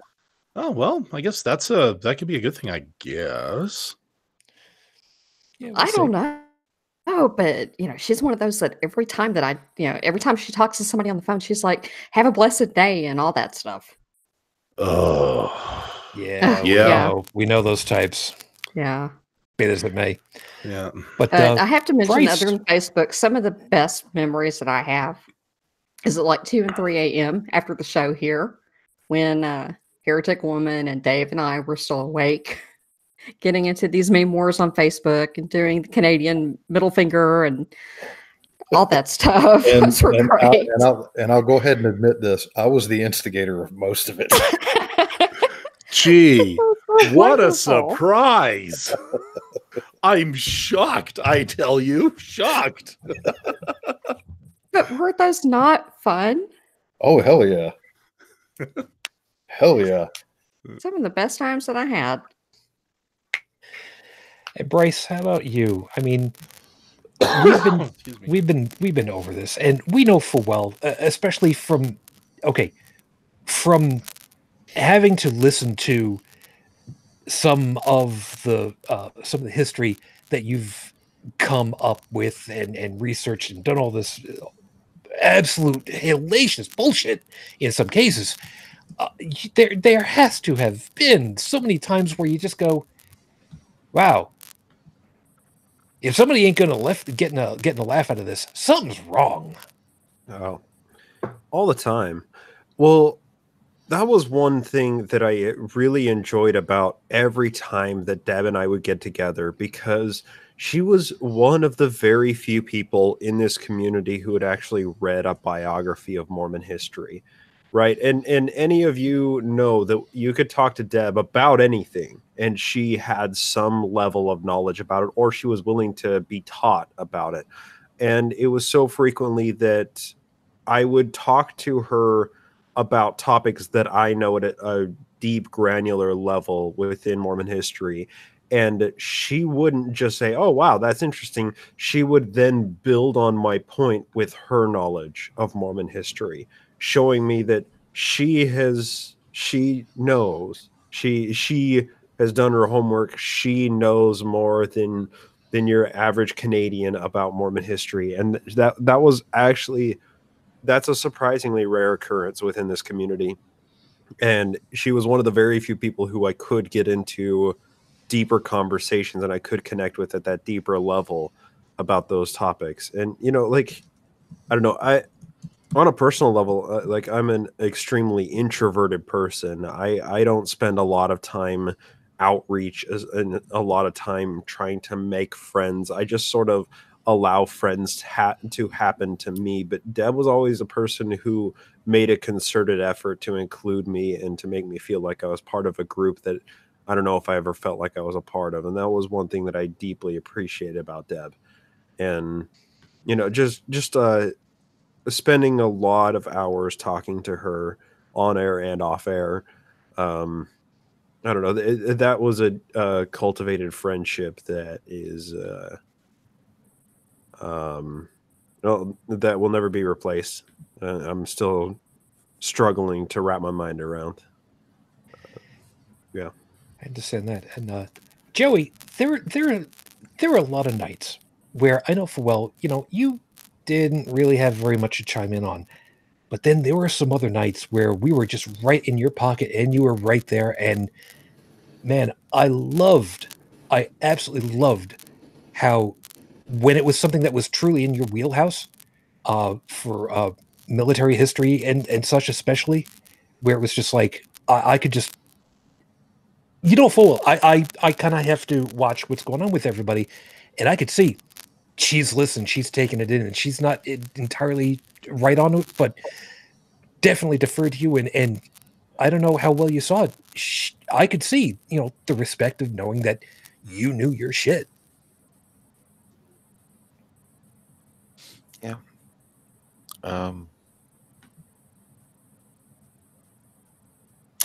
You know, I always kind of went out of my way to make her laugh and what I could, because, you know, watching her crack up is always fun. Especially when she damn near fell out of her chair. Oh yeah, if you could break her, that was the best part. But, She had the best laugh. Oh, yes. And she was part of my personal favorite episode of Atheists on Air. It was after Cash had left and I was trying to pilot the show. And it was hard.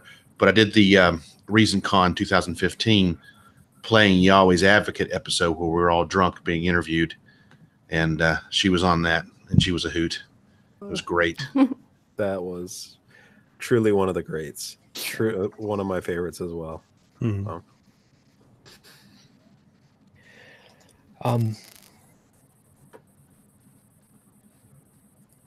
This is one of the more difficult shows to end up doing and wrangling, because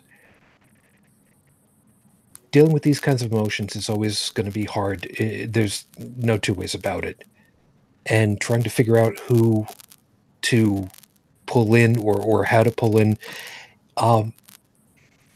it's really tough, because I've got my own pieces that, you know, you guys who've been with long enough know full well that I try not to be as much the panelist as the moderator of.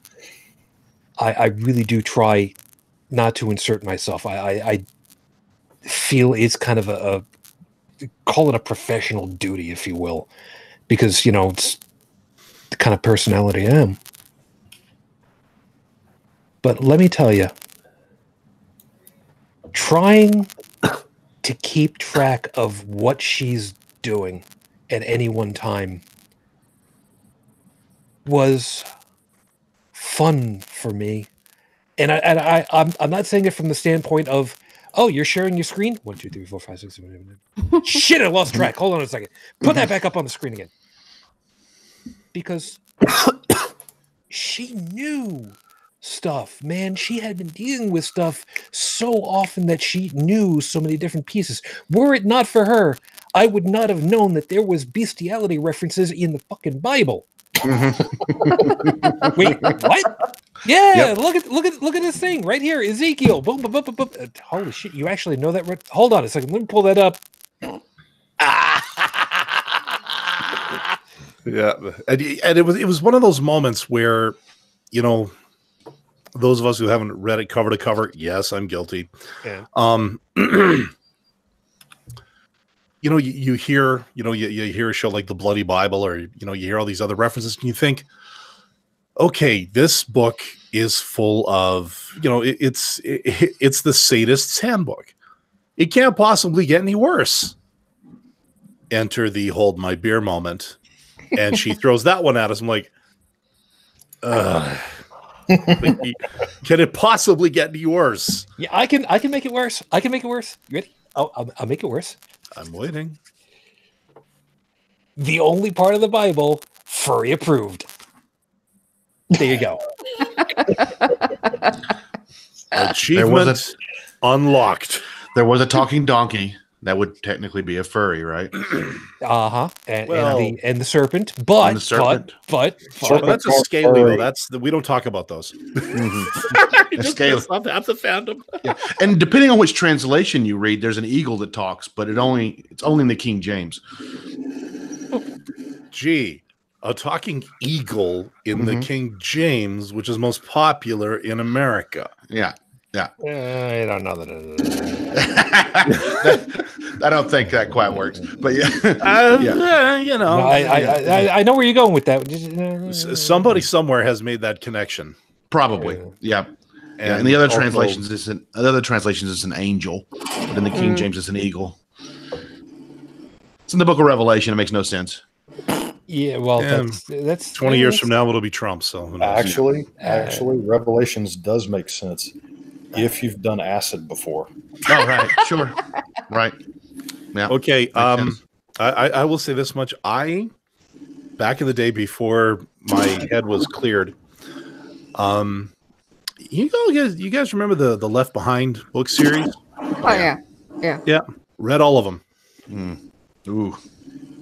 Yeah. Sorry. Do you want a middle or something for this? I mean, this is no. I don't know. No, just look. Everybody else bears their scars on this show, and other than the surgical ones I got, but, I wanted to say something. I will say this though.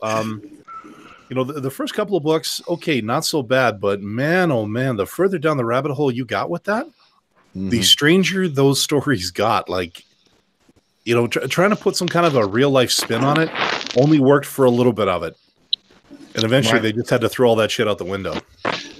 Well, it hardly even makes sense to me why you'd want to read such a story. I mean, it ends. We know what the ending is. All the people who didn't believe in God go to hell, and all the people who did go to heaven. It's the Christian version of the Fast and Furious franchise. Right. It continually keeps getting worse until You mean like Sharknado? Yeah. No, okay. Sharknado started out bad. Yeah, okay. Yeah. Look, this got went worse. This went from the Fast and the Furious, like the beginning ones, kind of descended into what is now the Fast and Furious thing, and then I think the last 3 or 4 books it went straight into Sharknado. Yeah, but no, it was a different time for me. I've got I think I still have them on bookshelf somewhere. All courtesy of my ex-wife. I've got shit from Deepak Chopra. I've got The Secret. I've got. I think I actually have a Joel Osteen book somewhere. The only reason I can't set it on fire right now is because Calgary takes open fires very seriously, and I don't have a bird, so the bird cage liner thing's out too. Plus, I'm pretty sure that stuff would just repel that kind of stuff anyway. What's funny? The tradition that the tradition that I was in. Yeah, it's like magnets. Yeah, opposing bullshit repels. Yeah, you have the like polarity of bullshit. I'm gonna end up with bird shit all over my house. I don't know. Thank you very much. You're doing this thing. This means something completely different, Dave. Don't do that. Don't just do that. Do it if you want to. Yes, but not on my show. I mean, demonetization is a thing. Yeah. Don't do that to me. Oh, okay, hold on. Sure. We actually need subscribers We will to be demonetized. All right, fine. We'll talk about it later. I think Heretic Woman would agree if she were here right now that if it feels good and you're not hurting anybody, do it as much as you like until it falls off anyway. Yeah. I think at this point she would have pulled out the water bottles. Funny enough. Hold that thought. Brigid, speaking of said water bottles, would it not be for her to say, because she did, you can drink anything you want out of my penis-shaped bottle, just not milk? Yes. Yeah. Yep. Or Can we she do would chocolate syrup? alternately take the lanyard and wrap it around her head and go, look, it's a unicorn. For those of you that don't know, she had. Wait a minute. How many? Did she have 3 of them? Was that it? I should have bought some Baileys to put in her No, penis. no. Okay. For those she'd be sucking that thing all night then. Well, it could be. It could be more graphic. It could be a Bloody Mary. That's true. The White Russian. Yeah. Anyway, okay. How about a Bloody Mary with hot sauce? Well, that's how I take them. That's how I take them. It gets her lips tingling. So she had a couple of water bottles, plastic water bottles, in the shape of a penis, and so that we're clear about this, a human-shaped penis. Nothing weird about this whole damn thing. Okay, it's really big, except for the fact that it was a penis-shaped water bottle. Well, okay, but to be fair, like she was not a subscriber. She was not a subscriber to Bad Dragon. A viewer I cannot confirm, but definitely not a subscriber because, yeah. Wow, I just killed the conversation. Go me. Just making notes over here so that I know how to update the show notes for everybody. So Bad Dragon is added. All right, so there we go. Don't worry, because I've got plenty of show notes because I mean, gotta have show notes. This is the way that it's supposed to be. This is the way it's supposed to be. Yeah. Laughing in memories. Yeah, it hurts. We've talked about this when she was on. Yeah. I've talked on too damned many occasions how, I still hurt from my wife. 13 plus years, man. And we have people that are going to be in our lives for we don't know how long, and we have no idea the footprint that they're going to leave behind. But damn, man, I don't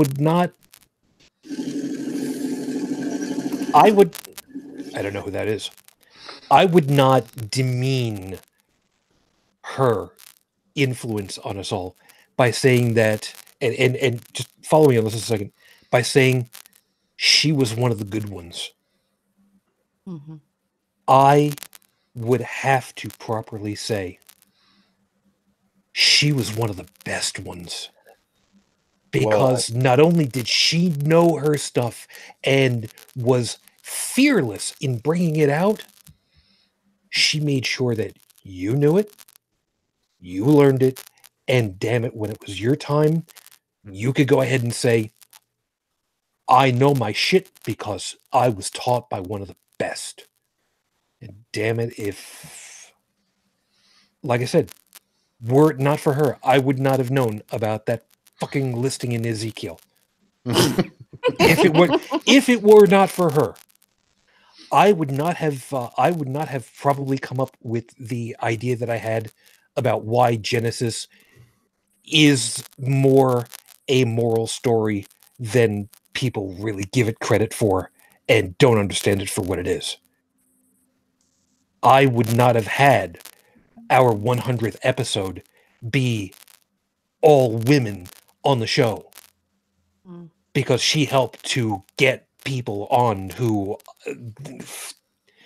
Beth Presswood on my show. How her yeah. Getting people to pop up on every once in a while because she knew it wasn't just that she influenced a lot of people, it's that she infected a lot of people in a very positive way. Yeah. And and it's like that. It's kind of like you can't really get her to go away, which is just fine. I mean, because she was important. Yes, she was. She's very important. Yeah, yeah, and she will still be important for all of us. Mm-hmm. I think all of us, if any of us happen to leave behind a legacy that's similar to what she left behind, then we should feel very proud of our lives. Damn I think that's straight. the important thing to note here is that she had such a vast web of friends and people who cared about her, that she expressed how much she cared about them, that she left behind. She has one of the most stalwart and beautiful legacies of anybody I have ever known. And if we all experience two deaths, the physical death and then the death, that is when the last person thinks of your name or the last person says your name. Well, I know that she's going to live forever, because that's how many people she impacted, and she left behind a legacy of content creation that we should all try to emulate, because she was just that good of a human being. She was just, Shujin, you said it best. To denigrate her would be to say she was one of the good ones. She truly was one of the best ones. She truly was a great human being. She went after somebody who was wrong, and if they instigated it, you better hope to hell that you just get rid of your entire profile anywhere and everywhere, because she will hunt your ass down and prove to you beyond a shadow of a doubt you're a moron. You're a fucking moron. Yeah. Tenacious. Every time I saw it, it was just like, I honestly wonder if when she saw that first post, from somebody saying something, if I can just see it. She'd crack open the bottle of wine, pour the glass, settle in a chair, crack the knuckles, take a swig, look at the monitor and go, "Let's dance, bitch." Honestly, because just the way she systematically tore apart bad arguments or religious claims, there was a fervor there, a passion there that I don't see very often. I mean, I'm not very vocal on things like Facebook. You'll see me throw a couple of offhand comments here. I get Dave to laugh a couple of times, which I'll call that good. But no, I tend to stay very quiet, because my rebuttal foo is not that good. I talk a lot on this show mostly because I'm nervous, because I feel like I am in the shadow of people far greater than I am in terms of this fight. And she was one of the few that made me feel welcome in this whole thing, and comfortable to say that, you know what, you don't have to be a master, you just have to be there, and don't be afraid to say something. I still have a long way to go before I could even be ready to take on somebody like what she did, but I want to get there eventually. I have a lot of work to do. Mm-hmm. I think one of the lessons that we can learn from her is, if you want to do something, do it. You might not be good at it at first, but you'll never get good if you don't start doing it. It's like with everything. It's practice, and she had a lot of practice, because she had a lot of standing up for herself that she had to do. Mm-hmm. And damn, if that wasn't the igniter for the whole damn thing. Yeah. Dynamite comes in small packages. She was the epitome of that statement. Okay, see, I've already got Dave to stop doing this on.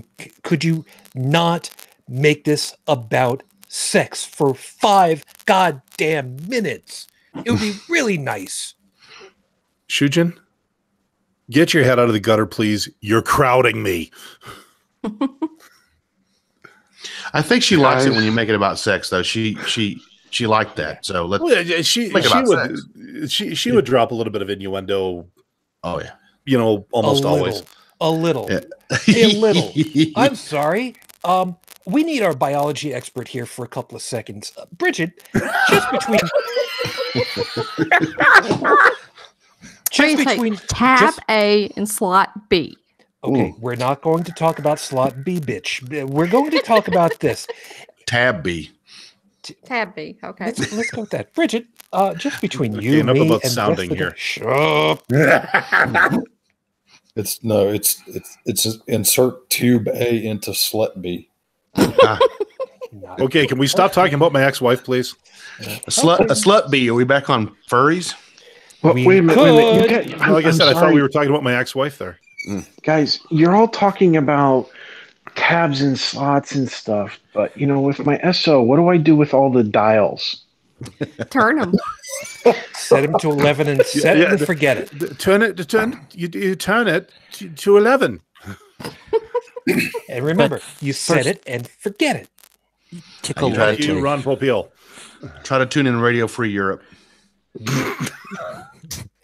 Twist those babies. I'm going to go ahead and say this now. You people are a bad influence on me. And I can hear her laughing in my head right now. I can hear her laughing her ass off. Okay. Yeah, Dave calling us a bad influence. Pot Kettle, I believe you've met each other. And Catch 22. Yeah, so Brigid, knowing full well that we've seen her water bottles, which would be about, we'll say about that big around. Here's my question, and Stephen, you deal more in chemistry than biology, right? Right. Yeah. Okay. Yeah. So, Brigid, this one's all on you.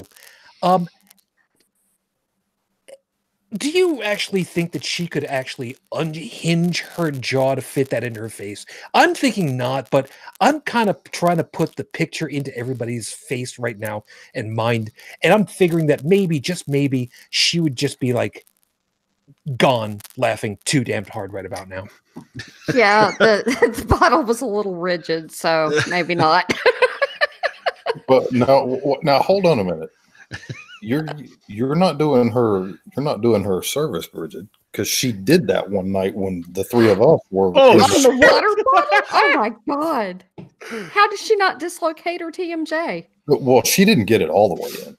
Oh well, she didn't relax enough. Story of my goddamn life. She wasn't like the damn it. She wasn't like the woman on V who dislocates her jaw. Oh my! No. That would be painful. Yeah. No. I mean, I've got a big mouth, but I couldn't do it. WTMI. We've all tried. We've all tried, right? That's the point. Good college try. Yeah. Guys. That's the only time you would try that would be in college. College. To be honest. Chug. Yeah.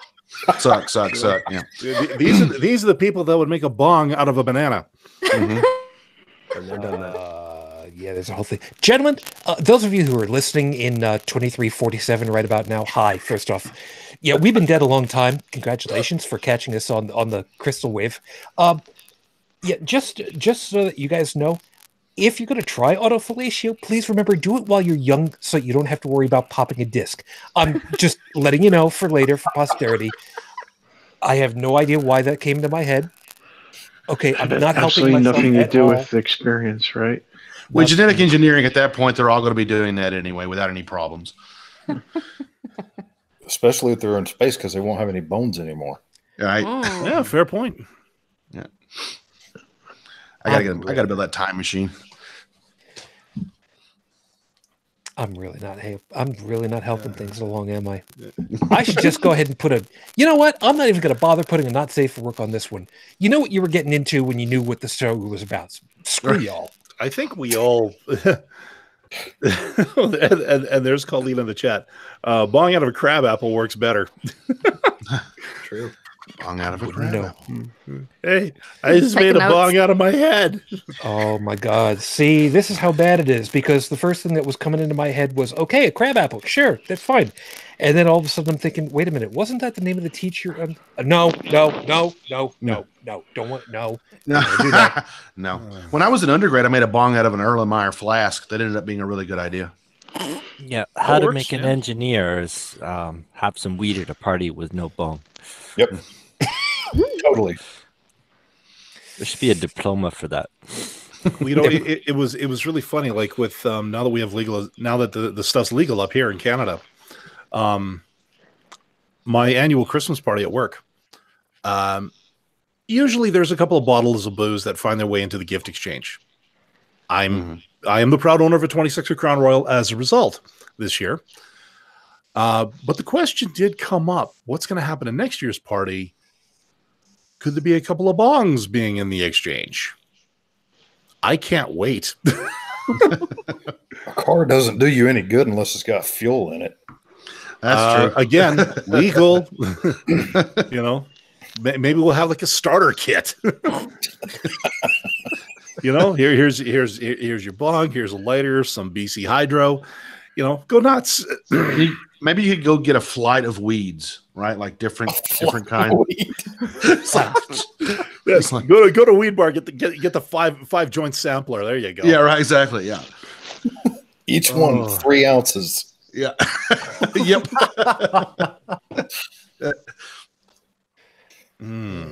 I can't tell you the last time I smoked weed. Well, no, you're on this side of the border. You're not allowed to. Exactly. Yeah. With my lungs, I don't smoke anything. Yeah, I was a few weeks ago. I was at an album release party for a friend of mine. He got his first album out finally after years of working at it, and it was the first time I'd been back to a bar since the whole legalization thing. So, now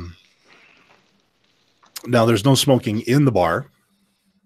But of course, you can go outside for a puff if you want. And I found it interesting. After he was done his set, there's a bit of an intermission. Then the band starts up again, and I'm sitting by the door, having a drink, and door opens, and people come filing back in, and I smell the usual cigarette smoke, cigar smoke, and then I got hit in the face with, oh my God, people were taking the legalization very well, it would seem.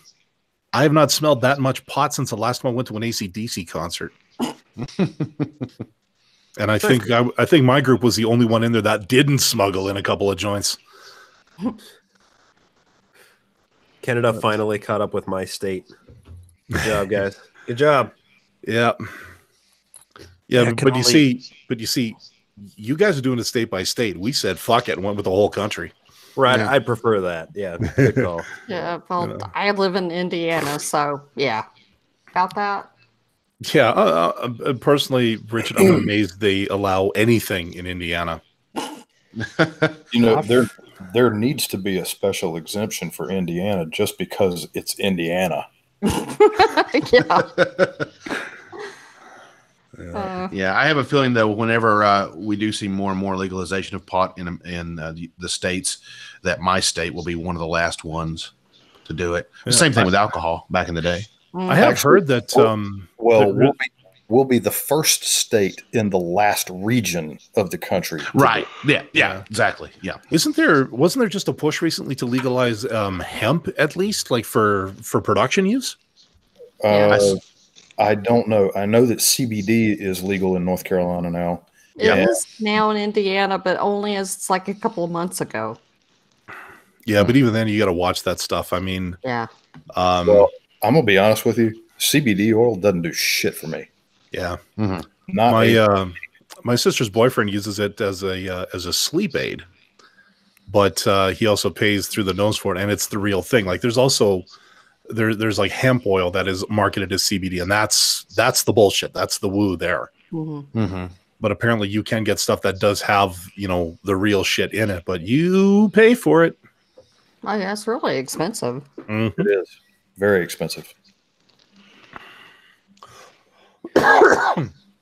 So we've definitely officially blown past the 2 hour that we would normally have gone ahead and tried to roped in at formally. But well, like I said, I tried, but I know full well that there are so many times where we end up with so many different pieces that, I mean, how the hell can you just say, no, gotta cut you off here?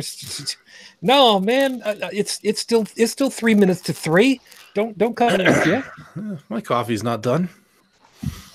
But the sun's just coming up here. Oh, I want to I want to kind of do something that I think that some of you guys might have a little bit of fun with. I'm going to turn off the camera control on my side, because normally I control the camera. So if if the camera is on somebody that's not actually talking, that's my fault. Except now, because I want you guys to kind of help me out on this one. And remember, it's going to go ahead and the camera's going to focus on whoever it is that's talking at the moment, whoever's the loudest.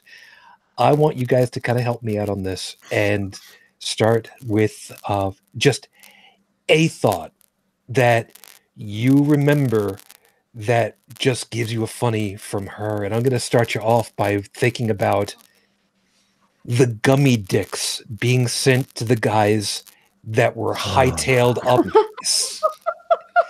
because they were holding the federal grounds hostage, and we wanted to send gummy dicks there. Wasn't that a bird sanctuary or something? Mm-hmm. Or something, yeah. Yeah, it was. Yes, nature preserve. Nature preserve. Okay. That was also the same night we found out that Amazon apparently sells 55-gallon drums of lube. Because one of the owners of Cards Against Humanity sent one up there. Yes, yes, they did. No shit. And the thing that we found out that was incredible was shipping cost, if I remember correctly, only $17. Wow. For an $1,800 drum of lube.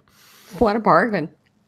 Actually, yeah, it kind of is. Well, I looked on Amazon the other day because I was showing it to my SO, the reviews, because the reviews are hilarious. Mm-hmm. And it's on sale for $1,500.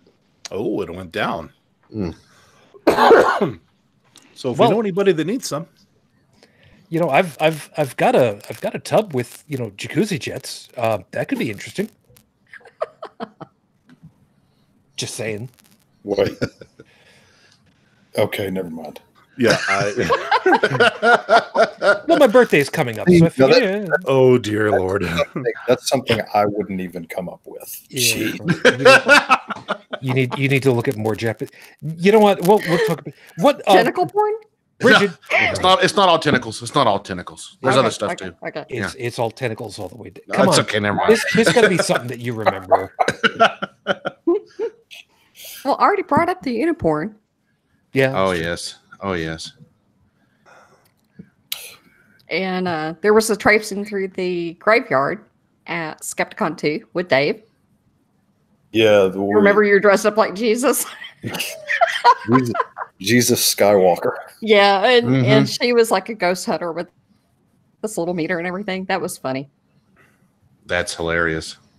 Interesting fact for the viewers and listeners, that graveyard happens to be the one that my grandparents are buried.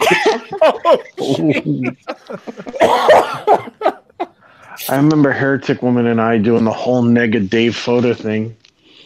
Nega Foda. I still have that as one of my nicknames on Facebook. It was great.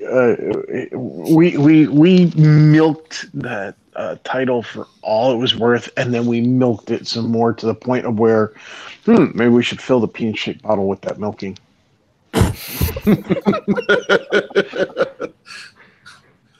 Well, at first she started out with a pink bottle, and then I think when she went to Pride last time, she got a blue and a yellow to add to it. Okay. It was a blue. I remember a green, but I guess it might have been blue. Yeah. I don't know. She had one for the longest time. I don't know. Blue balls? I don't know. Yeah, exactly. I wonder if she keeps all those on a shelf somewhere. I don't know. Kind of a trophy case. I mean, you get a blue one because you're into Andorians, right? Which one shall I take today? Or by showing that one, she's telegraphing that mess with her and you're gonna get blue balls. Or mostly from a kick, but yeah, that would be black and blue balls.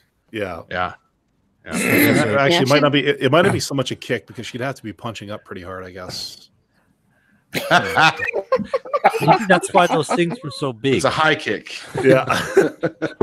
We're getting into some like Bruce Lee, Liu Kang shit here. No, it's like I'm gonna punch you in the balls. You don't have any other choice. Headbutt and miss. Yeah. But you know, the thing about her is that she was so tenacious that, you know, if she had to jump to punch, she would fucking climb up your leg just to make the connection. Mm-hmm. Yep. You know, Yep. you couldn't shake her off. Nope. Man, what does that say? The fact that her, Lucinda, Susie, Ashley. You know, I'm trying to figure the nicest way of putting step stools. They all needed step stools, and how angry they were because of that. Yeah. Well, you know, there's this thing they call a little man complex. I don't know if there's a little woman complex. No, there is a thing. I think I heard something to that effect. Yeah, once. Well, there's no complex about it. They're very secure in who We're they are. tiny girls. That's true. That's Yeah, right. it's not complex. It's very simple. They are just eternally pissed off. Yeah, right. Exactly. Because the world's not built for them. Yeah. Exactly. No, Yeah. they live closer to Satan. That's why they're evil. Yeah. The Napoleon complex does not know gender. Well, you know, Not a Napoleon complex. We're tiny girls and we can kick your ass. The T girl. Well, yeah, with a properly set up a phone book. Yeah, Right. it's not like they're trying to take over the world. They just know that they can kick your ass. Yeah, Joseph, just so you know, on the internet, T-girl means something entirely different. Bryce, I think you might be onto something with the whole living closer to Satan thing, because that would explain dachshunds. Yeah. Yeah, And chihuahuas. Oh, Chihuahuas definitely. Yeah. Freaking. You know, I wonder if, you know, some classical writer looked at a Chihuahua and went, "Yeah, that's the kind of savagery we're looking for. We need to expand on it, make it bigger, more intimidating looking," and that's where the origin of the Hellhound came from. It's a chihuahua. It's a giant chihuahua. You know what? Hold It on. was a Chihuahua that was fed Miracle Grow as a pup. Isn't a Dachshund qualify as well? Yeah, Wiener dog. They're savage little sausages too. Yeah. And don't forget, she loved the idea that Cerberus, the name Cerberus, is effectively calling your dog Spot. Okay. Seriously, look that one up. Okay. That's pretty much what it I know what I'm calling my next dog, and I don't care what my neighbors say. Well, I've already sworn off pets, but I've said this before. If I ever have another pet and it's a dog, I'm going to name it Kegogi. In Korean, that means roasted dog. Ah. We'll keep that in mind. Oh my God, tripping. Tripping. Heretic was a rockette when she went for nuts.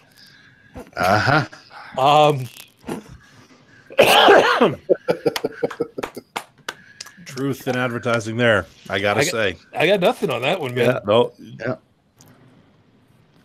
Well, her height, I always used to call her sawed-off red-headed snow Mexican. Okay, how can you get Mexican out of that? She was pale as fuck, man. Snow Mexicans, Canadian. Okay. Yeah. You're a snow Mexican, Dalan. Yeah. We need to build a wall. Yeah. Keep Americans out of Canada. Yeah. I've already ruined Toronto, though. So, Dave, do no, Dave. Toronto ruined itself. Okay, you just came in to survey the damage, really. Yeah, that's Ford, but that's a whole other thing. Oh God, I'll hope to make it up there someday. You know, I love it too. Now they've got an abbreviation for him now. They call him DOFO. I've actually seen that on Facebook. You know, Doug Ford, DOFO. Oh, I'm thinking short for doofus personally, but you know that's just me. Dofo works for me. Yeah. What's another one I saw recently? Don Chitote. You know, it fits because he is kind of going after the mythical bad guys down in the States. Oh, that's true. Yeah, he's definitely going after the windmills instead of the real things. Yeah. That's And you know, it didn't matter if it was politics, if it was religion, if it was bad arguments, if it was economy. It didn't matter what the hell it was. Man, if she sunk her teeth into something, she knew what the hell she was doing. Oh, yeah. And she went after freaking anything and everything. She did not give one fuck. But how is it? How's it properly said? Behold upon my fields and see the fucks that groweth there, for 'tis barren. Mm-hmm. Yeah. If she went after somebody or something, my God. Yeah, the word timid does not describe her. No. Yeah. No. You were in her crosshairs, you were doomed. Dude, you didn't have to be in her crosshairs. You could just read what some of the other people posted to her. Oh. And when her response hit, you had best be wearing asbestos, otherwise you felt the burn. She was one of the few people. She was one of the few people that I could actually say, if you were reading her written word to somebody, you gained splash damage. Just from reading it. Dude, I still have scars. See, this is why every time I would sit down and read one of her posts, I was wearing a cup. Just in case.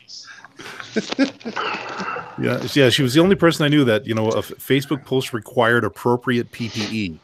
So, sorry, Oklahoma, I know you guys aren't an OSHA state. So, though, if on the other hand, if you're on the same page with her, a conversation, well, they could last a long time, but you would always come out of it knowing more than you knew when you went in, you know, and have thought of some things you never thought before. Because I remember she came down to the Asheville, North Carolina area to go to the Biltmore House with some friends, and I and Jim Dobler met her at a Starbucks. And nobody else could get a word in edgewise. It was just me and her for like an hour and a half. And it was a good time, though.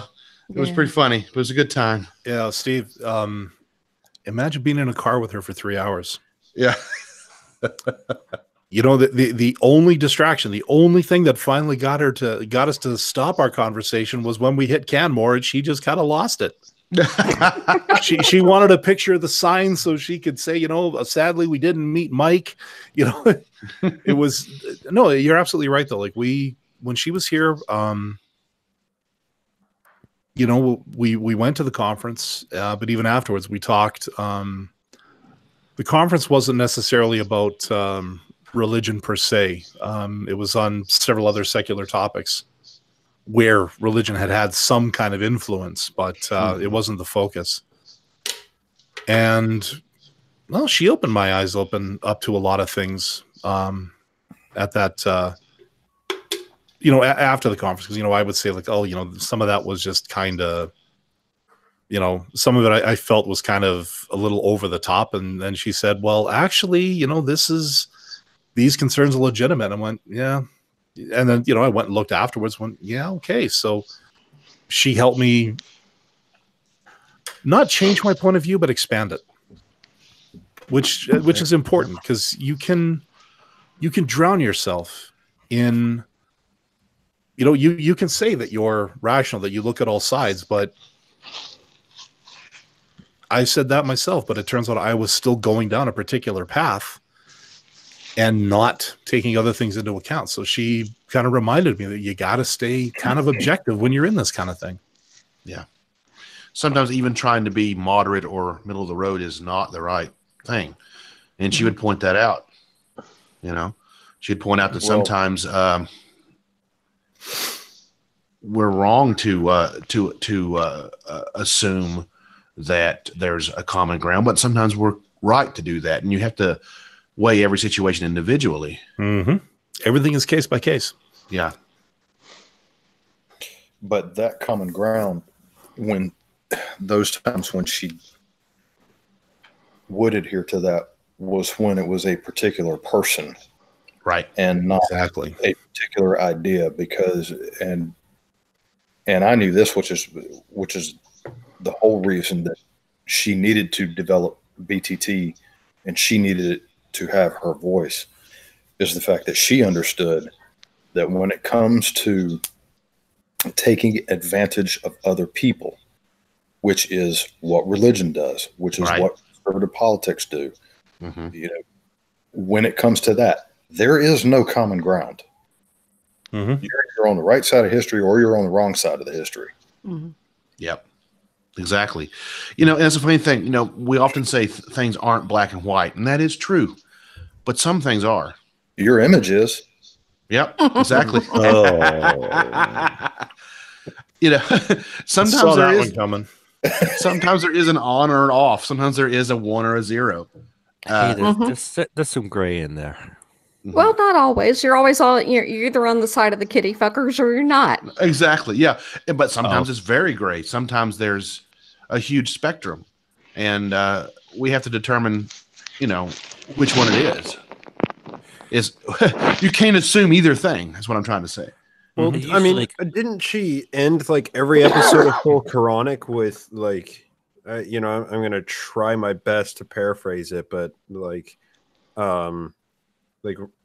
Islamophobia is bullshit, but like, you know, people, Muslims and religious people are people, but Islamophobia is bullshit. Remember, people have rights, religions don't. Yeah. Right. Yeah. Like, Right. Exactly. She drew the hard lines where the fucking hard lines needed to be drawn. That's You attack the ideal. Yeah. And not the individual people. Like attack the dogma. The dogma is the fucking problem. Yeah, Absolutely. where I live, if I got completely outspoken and started yelling and screaming at certain people in my house or in my complex, I'd be in serious trouble because I live in a predominantly Muslim neighborhood. Right. But to me, it's the ideal of the religion that is harmful. And okay, there are people that you have the advocates who are, you know, the radicals, the people who do go on Facebook and say, you know, kill the infidel, or, you know, the target du jour that Deb went after, you know, like, yeah, those people, you know, yeah, go at it because you kind of know exactly that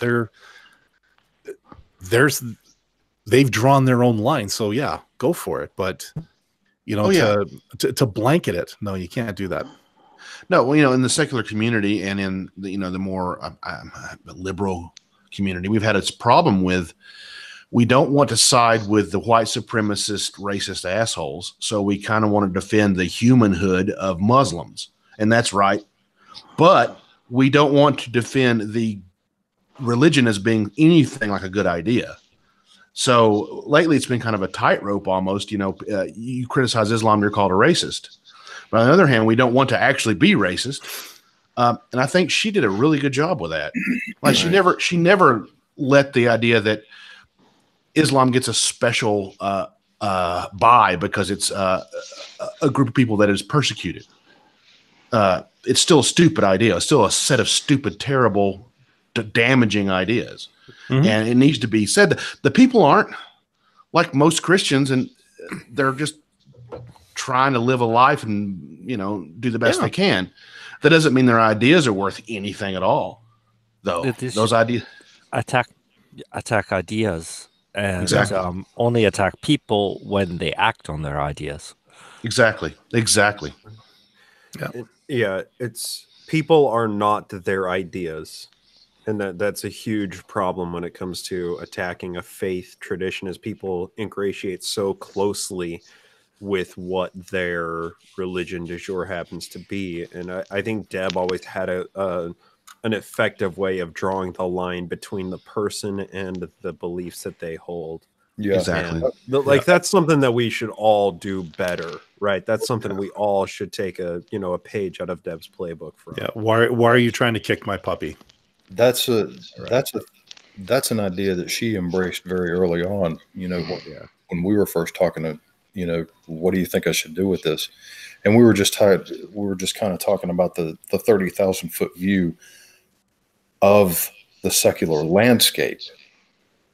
before she was ever really getting down to the nuts and bolts of the show. That was one of the things that she embraced very early on, was to attack the idea, not the person. Yeah. Well, that's actually the intellectually honest thing to do. Well, of course it is. Yeah. I mean, anybody with any sense knows that. Right. Exactly. I think now's about as good an opportunity as what I can think of to see about rolling this in at this point. I'm going to give everybody an opportunity to speak their piece real quickly before we get out of here. And for all of you that have been staying with us, by the way, over there in the live chat, guys, thank you very much. I know this is longer than normal. There's very little that's normal about this particular episode. So, what do I say? My show, my rules. If you don't like it, well, come back again anyway. But please clap. But I'm gonna go ahead and get everybody get their ideas. But I wanna give you my real quick piece, so that guys get some kind of an idea as to where I'm gonna end up going with this to close this out. If there's a couple of things that I've learned from interacting with Heretic Woman through all this, there's two pieces in particular. One, like I said earlier, you don't know what connections that you're going to make. You have no idea what ripples you're going to put out there or how they're going to interact with everything and everyone.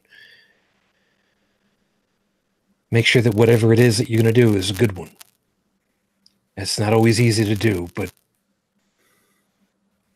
do the best that you can. Be fearless in following down what is the right thing to do.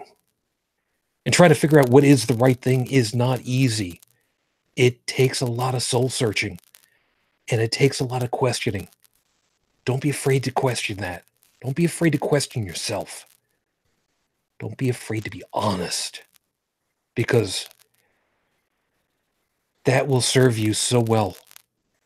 And it's one of the hardest things to do, because there's so many things that we've been brought up to believe are just the way that they are. And that's tough to break out of, no matter what the dogma is, no matter what the ideology is. Question, because it's going to help you. And last,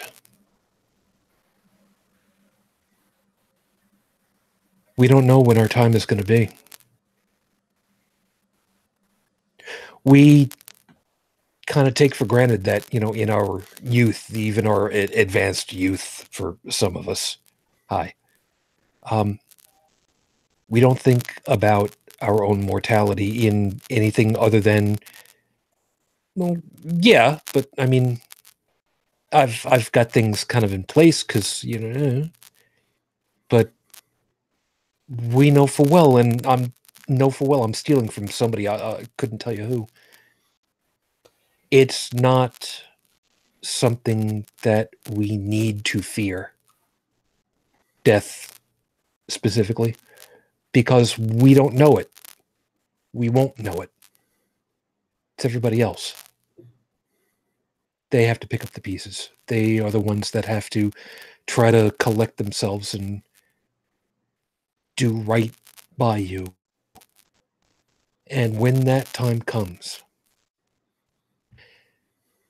the respect that you get from the people that were in your corner. Noah said that, we don't measure our lives the way that everybody else does. And I think maybe there is one religious piece where we can say that we kind of follow it along. And that is the ancient Egyptian. How is your heart measured? How did you live your life? Did you do right by everybody else? Did you do right by yourself? Did you leave things a little bit better than where you got it? Look at us. Look at how many people we know full well that she's influenced that aren't here for whatever reason or can't be here for whatever reason. People that we can't even name at this point. Heretic Woman did good. And to steal a line from J. Michael Straczynski, to paraphrase, she was a good woman. And my last piece, I need to say, I have no idea if he will check this out later. I highly doubt it, but I'll put it out there anyway.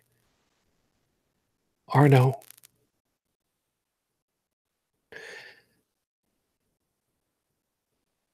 my heart breaks for you in a way that it did for myself. I am desperately sorry. And like I said, I would be honored that you would consider yourself part of our circle of friends, family of choice. We can't always be here for you every second, but I guarantee you, if you need something, just ask. If we can't do it, I know full well there's going to be somebody that'll be able to help make it happen no matter how. I know that's going to be hard to ask, but we will be here for you, and we will do our damnedest to try and help you, man.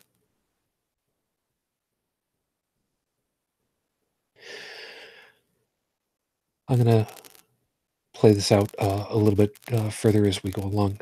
Professor Stephen, I guess I'll put you on the spot to say your piece, I guess, at this point. I don't know really what's left to be said, except that Deborah was a light.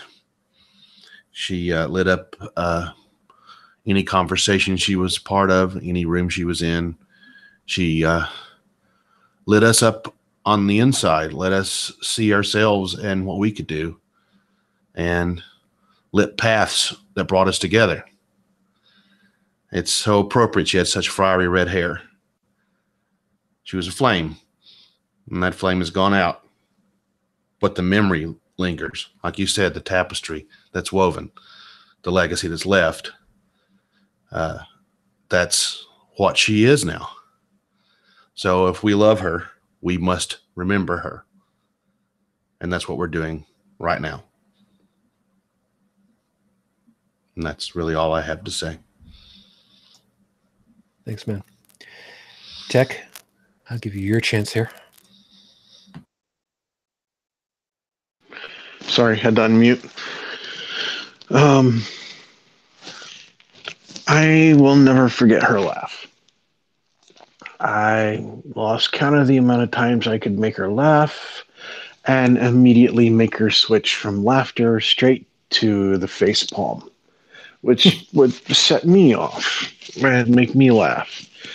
I could even make her cringe from time to time without going and being like the assholes that would personally attack her.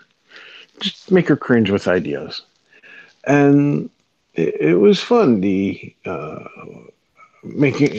her go through the emotions and the various changes of emotional patterns, from the humor to the absurd to the and much of it she would play along with and riff off of, and just there was some back and forth, and it was a good time. My only regrets is that I've missed the last few weeks just due to circumstances, and those were potential times that I could have engaged with her, and I missed out. And like you said, we never know how much time. But I will value and treasure the moments I did have and keep her memory alive in mine and through sharing. So I feel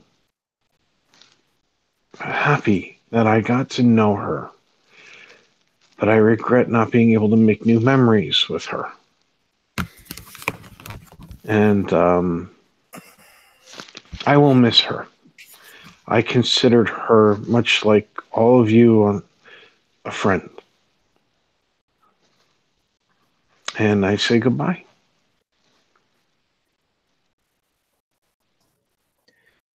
Joey, over to you.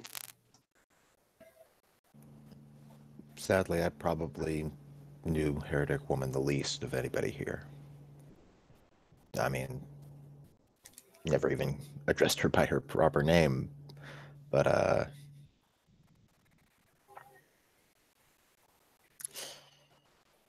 I would have liked to have gotten to know her a lot more.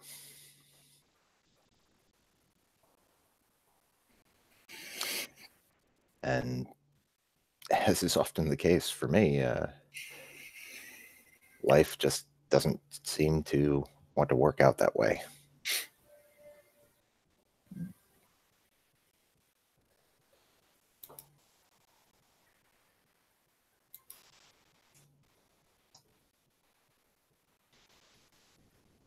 That'll do for you.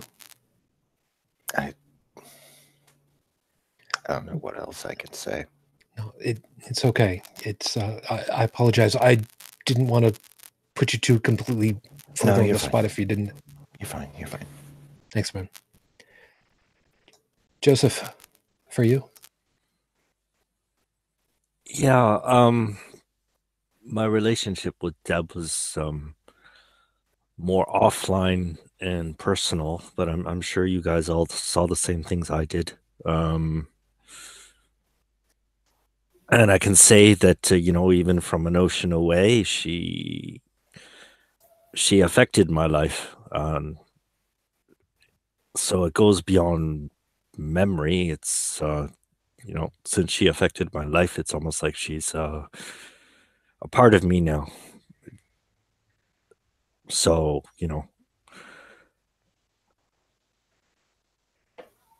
yeah, I don't know what more to add. But it was just too soon. I think that's all too true. Thank you, man. Dave, over for you. I'll just be real brief. I wrote several years ago when my grandfather died, I wrote a piece about him that I posted onto Facebook. And one of the last things I said in that piece was our legacy lies in how we are remembered by those we leave behind. And in Deborah's case, she is going to be remembered for a long time and very well. Deborah, say hi to Hitch for us. Thank you for the scotch and the cat toy. Love you, sis. Thank you, man. Dalan, over for you.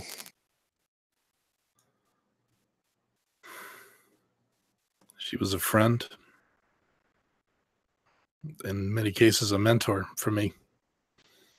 I watched how she acted on the show,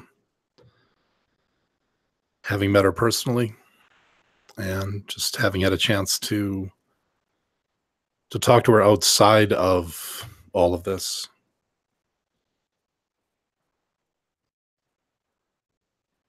I just hope that myself, particularly myself, that I can make her proud as I go forward and continue on doing this. There are times where I questioned if this was really a fight I wanted to be in. And she would always remind me that this is something worth fighting for, worth carrying on. You know, this whole thing has changed so much in the past few years, but we're still trying to do something, and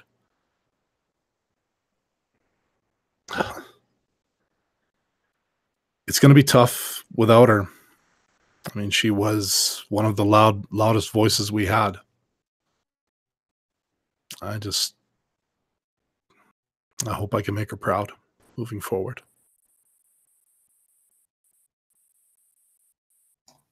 Thanks, man. Bryce, over your way. I don't I don't know about everybody else, but this week has sucked. To wake up to that news on Sunday morning, that was it was kind of a reality check for a lot of reasons. I haven't really had to deal with death very much. You know, I'm 27 right now, and I haven't had any, close family members die, any, dearly loved friends, close friends die before. So it's a new experience for me, losing somebody who I considered my chosen family, to lose somebody that I truly do consider family this way. And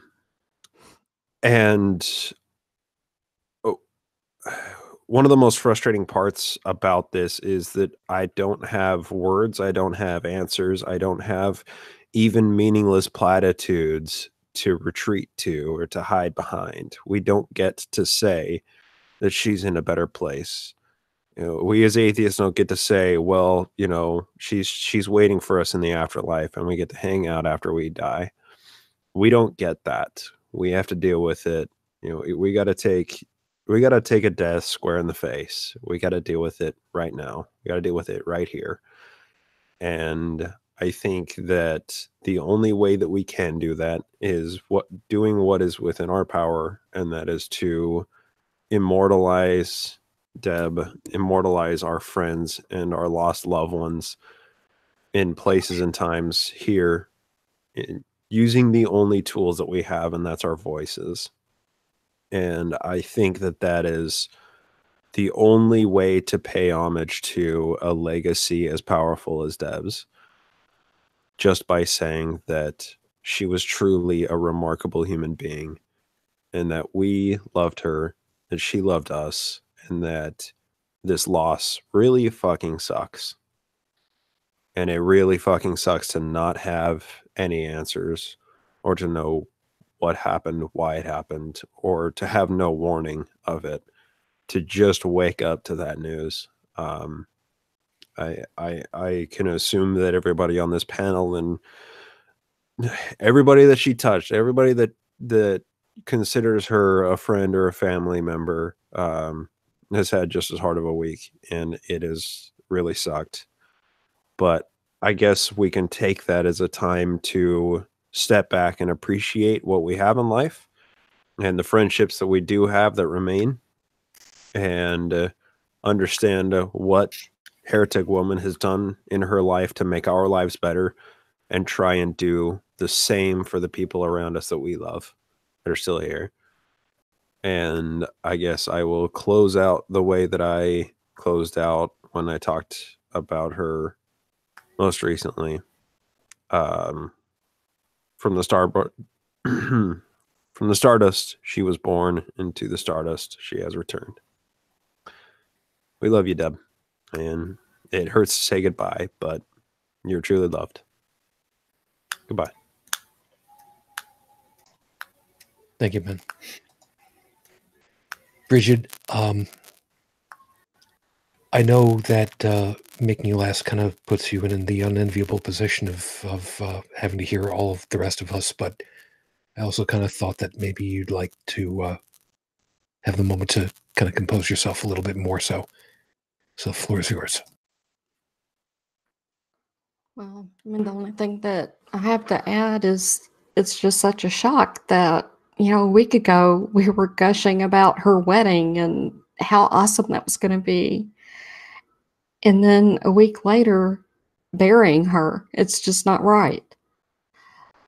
And I know that, speaking for myself, I do owe her a lot. Because of her, I became friends with Beth. And because of the two of them, I'm still here. I mean, not only is Deb responsible for getting me, into podcasting and on Holy Crap, but literally I owe both of them my life. And I will never forget that. And, I hope that at some point I can be as much of a firebrand as Deb is. She taught me a lot, but I have a long way to go. And I'm going to miss her. She was a friend. She was a confidant. And I loved her.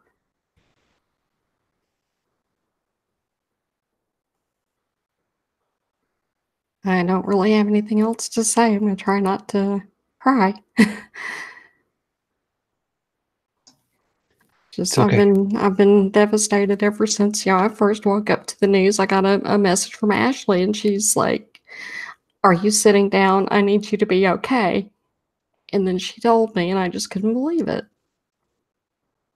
And at least I found out from Ashley rather than seeing it plastered all over Facebook first. But it was just such a huge shock. And for whatever it's worth, Beth is going to try to keep Beyond the Trailer Park going as best she can. I'm going to do what I can to help her. And, we have to do it for Deb.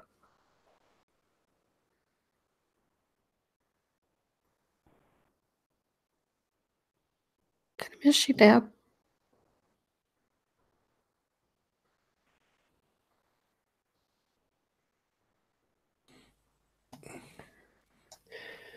So, everyone, normally I would go ahead and thank you for listening to all of this, but I'm going to do this a little bit differently from normal. Dave Foda, thank you ever so much for gracing us with part of your time, and I do not say that because I'm trying to make a joke of it. Any opportunity to have you is always something worthwhile for me. Thank you very much for your time. I appreciate the invitation. Thank you. Any way that you'd like folks to get in touch with you or know any projects or anything for yourself? Right now, my atheism has taken a back seat to something I'm working on called the Landlords for Substance Abuse Recovery. And I'm getting that, off the ground and running right now. So, but that you can find on Facebook or Twitter. On Facebook, it's facebook.com/pages/the landlords. And on Twitter, it's at the Landlord Charlotte or Landlord Charlotte or Landlord CLT is what it is. Okay. You drop me the links in our chat so I can make sure that's all listed for you, right? Sure. Okay. Thank you for your time, man. And thank you very much. Professor Stephen, also, thank you very much for your time. And in a lot of ways, thank you so much for the inspiration that you helped to make this all become a part of. Oh, well, you're very welcome, and thank you for having me on. Any way that you'd like folks to be in contact or anything that you'd like to go ahead and say for yourself on that? Well, I'm not really doing anything at present in the atheist community. I am working on a podcast with a couple of atheist friends. It's going to be actually not an atheist podcast, but a podcast about food, of all things. But that's not got off the ground yet. But you can still contact me on the Professor Stephen fan page if you want to. But that's about it. I'm sort of not around on the internet right now, but I'm still on Facebook. And you want to make sure that I've got your link correct also. Okay. Thanks. Bryce, thank you. Thank you very much for your time too. I keep forgetting that for you, you're one of the youngest of us, and I keep forgetting that how much that's got to be effective for you, because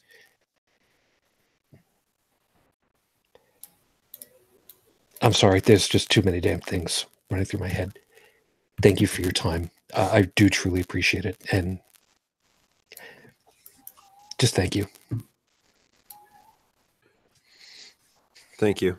Thank you for the invitation. This has been cathartic in its own way, and getting together with everybody and talking with friends about our fellow loved one. This has been therapeutic in its own way. Just thank you for the invitation. No problem. And how would you like folks to be in contact with you? I'll send you the links. Okay. The folks can check the show notes as always. So let's say goodnight to the regulars. Joseph, thank you. Thank you, sir. You try to take care of yourself today, huh? Yeah, well, if I can just add one thing to what Go ahead. Brigid said. Dub filled a big place in the atheist community, and I just wanted to note, I guess, there's a lot of work left to do. So there's a big hole to fill.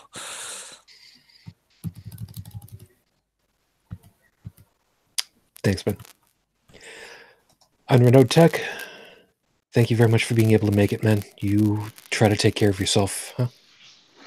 Of course. I wouldn't have missed this one for anything. Like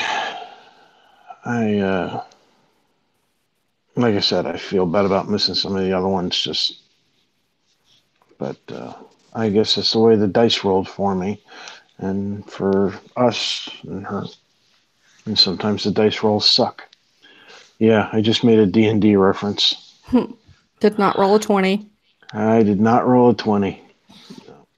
And that's the funny part. Heretic Woman chuckled at that too. We were all big-ass nerds. Yeah. True that. Joey, thank you very much for your time. You try to take care of yourself too, huh?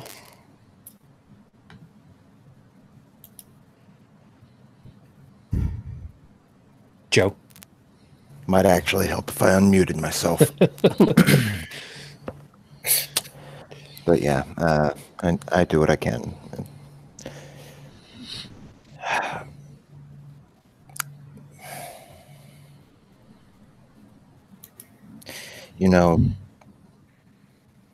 As many friends and family members as I've lost already, you'd think I could come up with something to say by now, but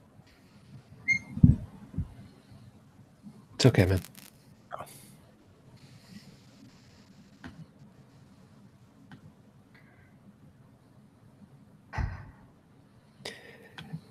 Brigid, thank you several times over.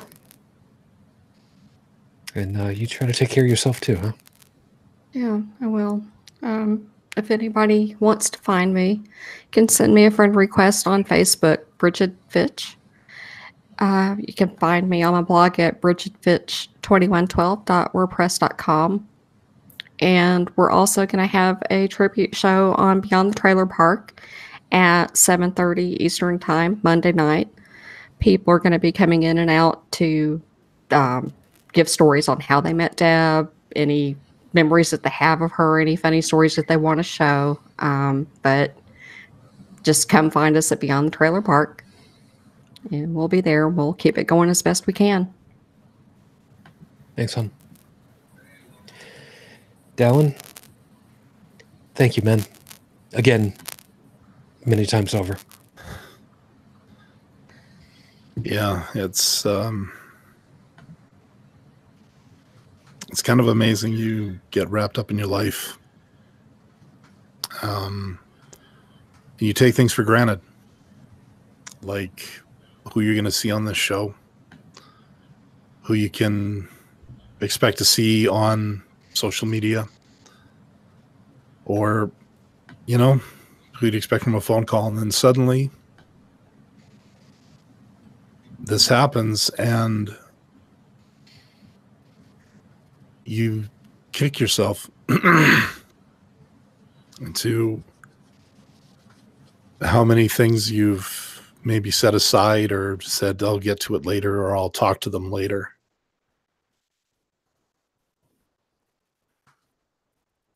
And now, you know, I won't have those chances. But anyways, for myself, I am, of course, the curator of the audio version of this show, which data drive down, yes, but I will press on. I will be getting holycrapthevlogcast.com updated as soon as I can. As for myself, you guys know me on Facebook already. For my own thoughts that I might not show here, you can always catch me over at my blog, Tiger in the Wind, which is over at inthewind.yo5.ca. Thanks, man. As I said, if you want to get in touch with us, there are plenty of ways. Holycrapthevlogcast.com has got a whole bunch of our contact information. Of course, the voice phone line is 859-HCTV-554, 859-428-8554. And if for some whim of the imagination you decide to drop a couple of bucks, it's patreon.com/HCTV. There's one last thing that I want to say to you guys, and I don't think that this is something that Heretic Woman would have exactly said directly herself. Don't be me. You can't. Don't try.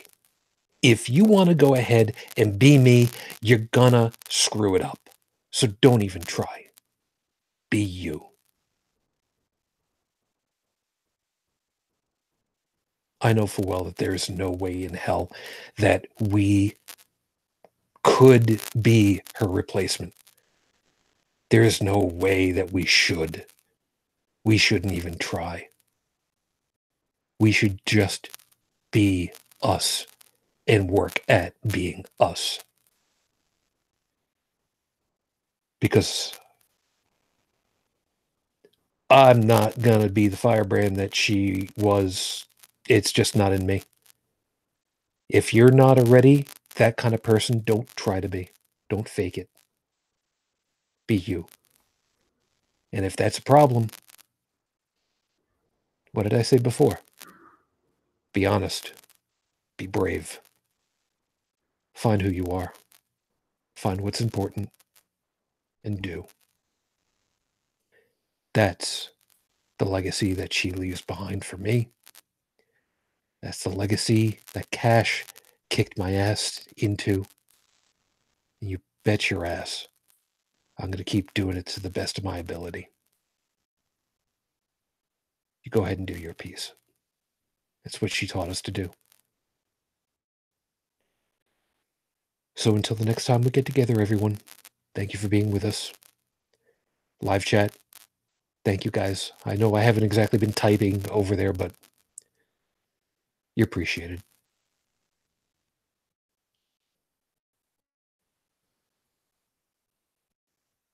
I don't know what it's going to be like going forward. I just know that we are going forward. We'll navigate those waters as we go through them. So until the next time we get together, everyone, as always, I wish you all the peace I no longer have. I wish you the strength that I've learned. I wish you well. What did I say about being a nerd before? Live long and prosper. Peace and long life. Let's make her proud. Till the next time we get together, everyone, as always, good night.